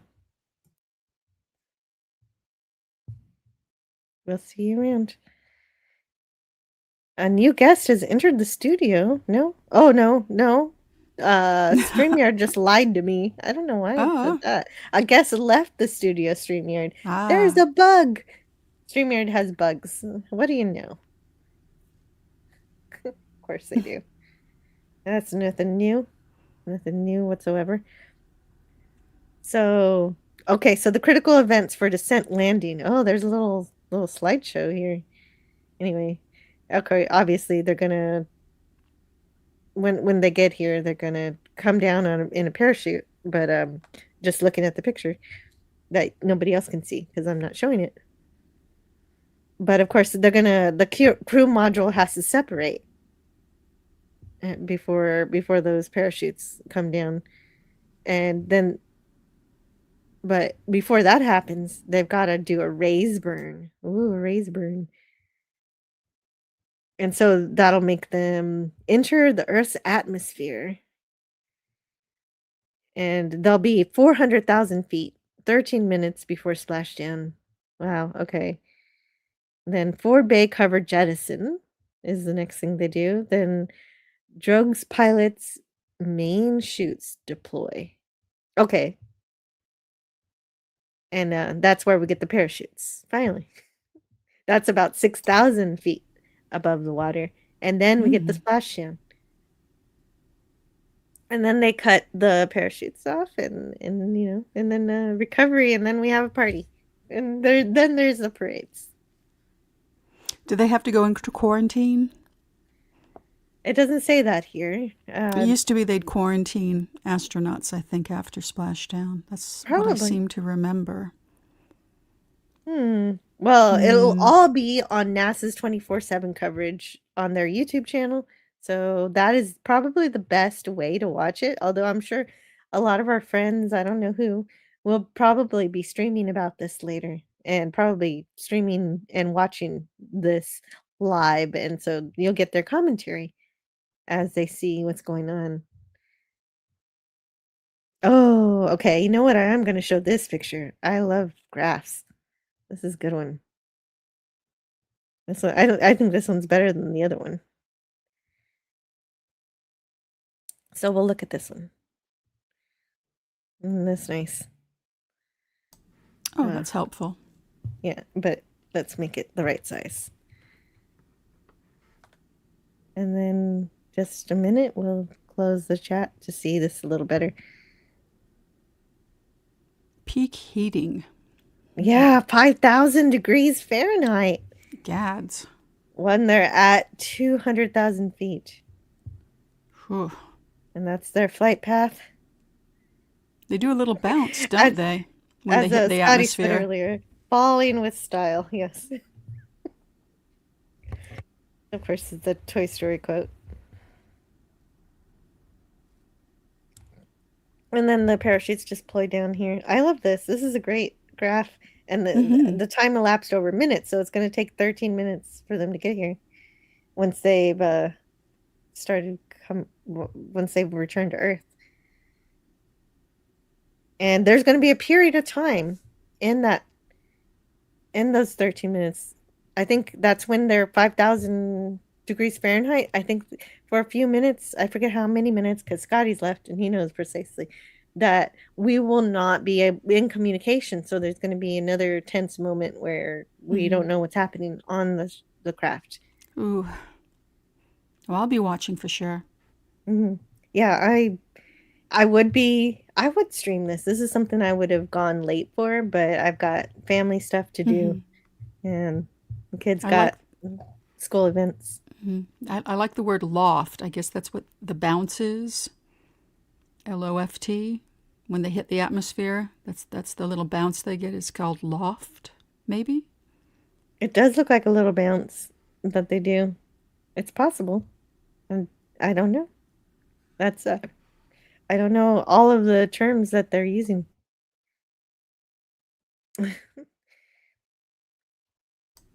Yeah, So great hello gra- to great Jason graph. Love. Yeah. Thank heavens he's gone. I'll play that for you, Gavin. Oh man, Scotty was so great today. It was so wonderful He was on listening to fire. his enthusiasm for the great adventure that is here, that is happening in It is as wonderful the that we're doing crew, these things again after so long of not doing them. right, from 1972. Yeah, as the crew approaches, it's how long had it been? It's been 54 years. Wow. Yeah.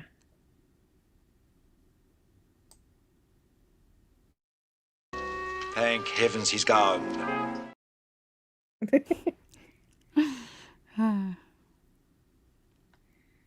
Yeah, that's wonderful. And so it's gonna, let's see what else is happening. Oh, they're gonna, okay, so during reentry, it's gonna separate at 7:33 p.m. Okay, so it's gonna be a little later because they were saying 7 p.m. earlier, but it looks like this is updating in real time. About 20 minutes before Orion reaches the upper atmosphere, southeast of Hawaii. Well, that's That's pretty different. neat. Yeah. Obviously, it's going to land in California, but that's where it starts its downward flight path. And it'll reach its maximum velocity of 23,864 miles per hour. Wow. That is very, very fast. But hope it all goes well, too. And there it is. There it is. It's going to have a 6-minute, that's it, 6-minute communications blackout as plasma forms around the capsule when it's heating up. So the Plasma. crew, that this is also what I wanted to know, how many G's they're going to experience, and it's going to be 3.9. But it's what they trained for. And then we'll get they'll deploy the parachutes and splash down. That'll be it. And helicopters and fun. Okay, here it is. Here's your question, Tiger. Once aboard the ship, the astronauts will undergo post-mission medical evaluations. So just medical evaluation, so no quarantine, it looks like. Cool. Or from what I can tell. Unless they just didn't put it here. I looked for it and I couldn't find anything. Nicely broken down. Yeah, definitely. Hello, Crazy Horse. How are you doing? Moonwalkers made them quarantine. They never left the ship. Module splashed down with 3 parachutes after entering the atmosphere. Yes, 3 parachutes. And Tony can't wait for 5K. Yeah. Yeah, that's good, Tony. Keep it up. Scotty is great. Excellent banter. Absolutely. And just incredible to talk to him because he's been following this very, very closely this whole time. Giddy up. 3.9 sounds fun. Yeah, right? He's the transporter. Right. So they don't have to come through the atmosphere on at 5,000 degrees Fahrenheit. Are they going to be inspected for alien doppelgangers? Oh, that's right. We don't want pod people. They're they got replaced with somebody while they were on the far side of the moon. Same. I'm just playing with Lord Thoth's That's a dark comments there. thought, Lord Thoth. Yeah. Larry says, same as Apollo Splashdown. A little bigger capsule. What about space vampires, says not Z3PO. What about space vampires? Hmm.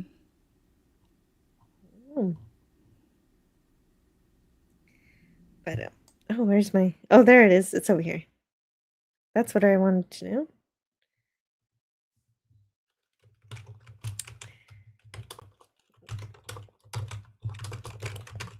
Okay, so let me see what's... I'm also interested in just everything that had happened. I know I missed a lot of what happened during the past 10 days of this trip.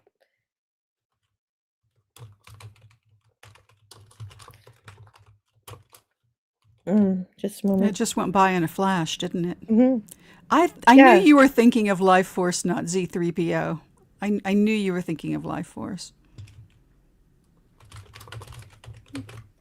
I found that movie very unbalanced.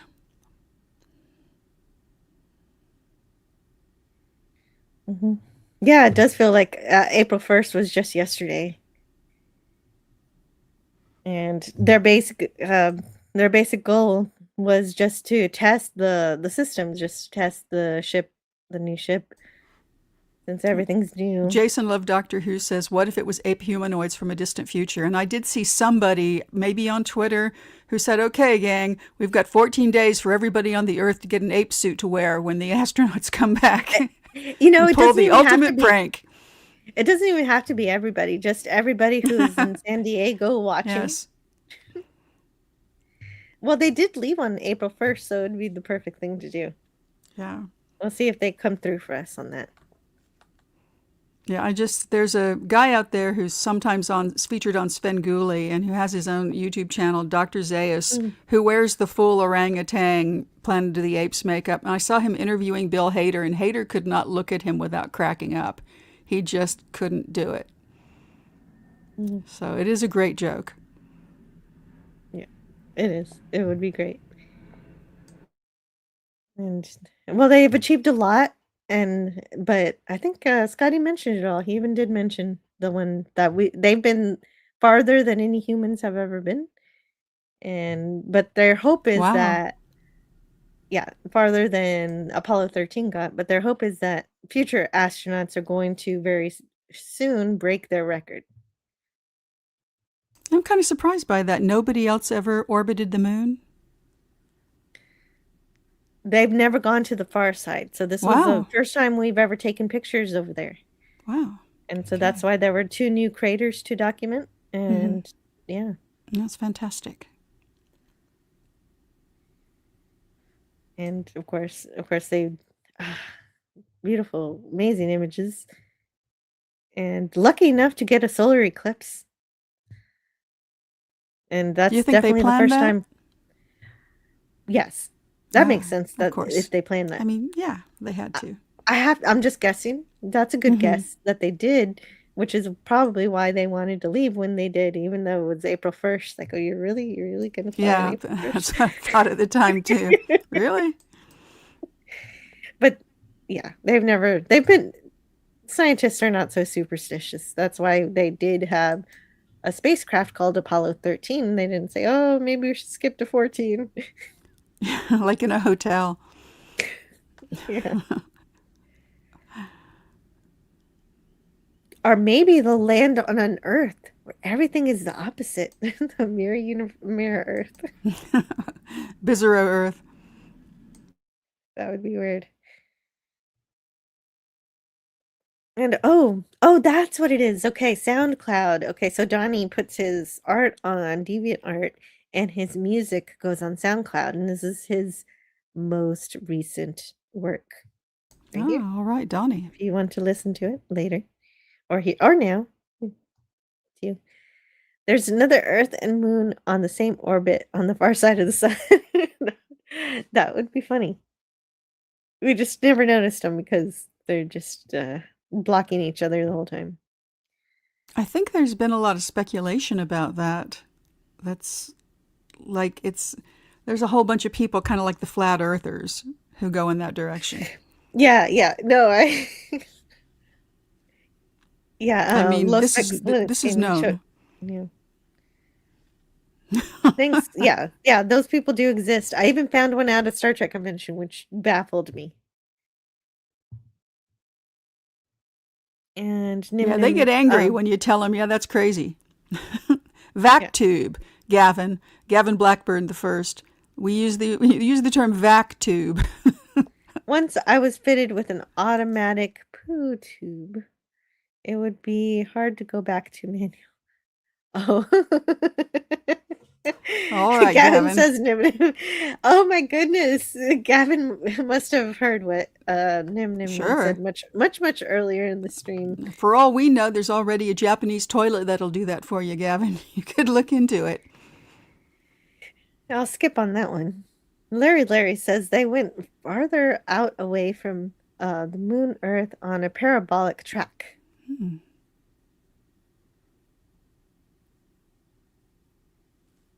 Exactly. Yeah. Aerodynamically wouldn't work. Astrodynamically wouldn't work. I'm afraid to ask what that's in reference to, given the tenor of we're bringing it back around to the beginning of the show, or at least when I joined. Yeah. Yeah. That's not exactly the circle that I wanted to make with this live But here we are. But here it is. Yes. Yes. But of course, that is a big part of the journey. They did have those toilet problems, and it's going to be something that hopefully they get to laugh about for the rest of their lives. Yes, hope so. Yes, the toilet always breaks on Christmas Day and Thanksgiving. Mm-hmm.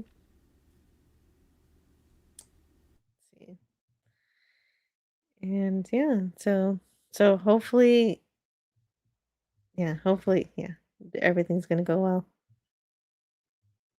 And the Orion spacecraft, it seems to have done well so far. Have a blessed day, Jill. You too. And we are actually coming up on the end of this stream. Okay. This is all like, obviously I'd love to explore this and stay here all the way until they land, but I cannot do that. I've got stuff to do. I've got children to take care of and make sure they have a fun weekend.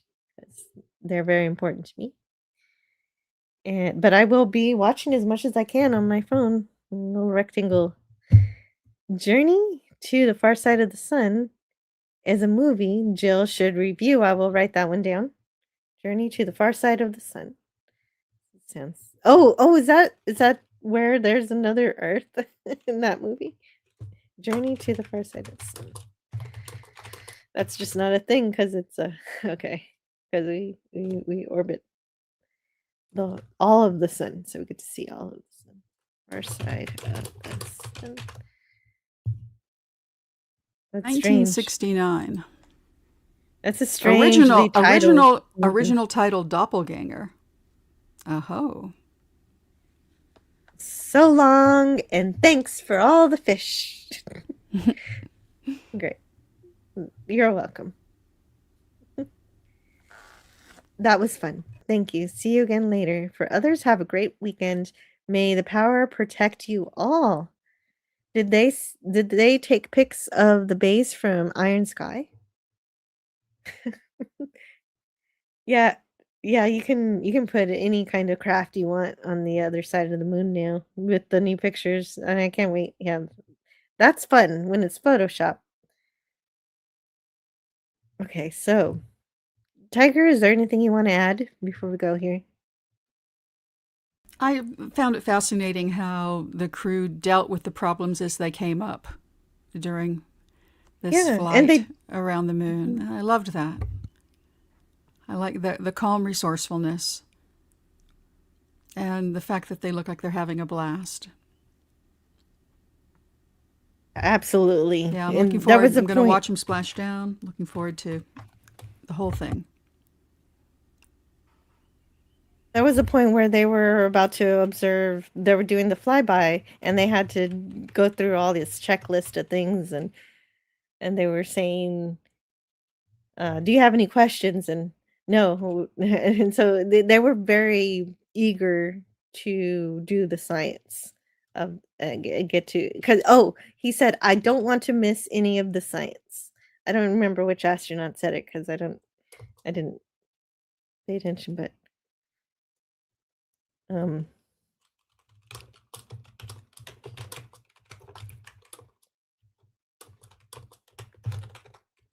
but so I'll leave you with this. Oh yeah, more music from Donnie. That's great. And so yeah, yeah, and so absolutely I hope that the whole crew makes it back safely, and very grateful for what they've done in it helping to bring us back to space, bring humans.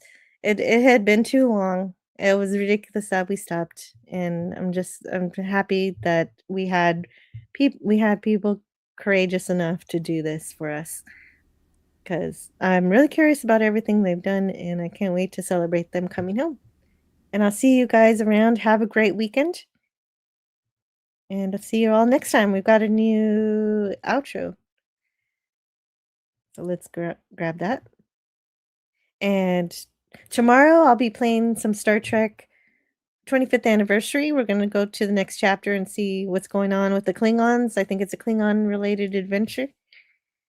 And so you can, and then, although this isn't broadcast on Sunday, Tiger Stripes and I will be talking about more Lord of the Rings. We'll be finishing up book 3, even though you guys, I haven't even gotten into book 2 in the edited recordings, but Well, that's that's cool. going to be good. Yeah. Yeah. They're on the back burner. That's all right. Mhm. Okay. See you later. Learn all that is learnable. So I hope you learned something today. And the ways our differences combine to create meaning and beauty.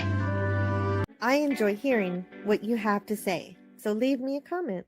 It has always been easier to destroy than to create. So let's continue creating conversations and ideas.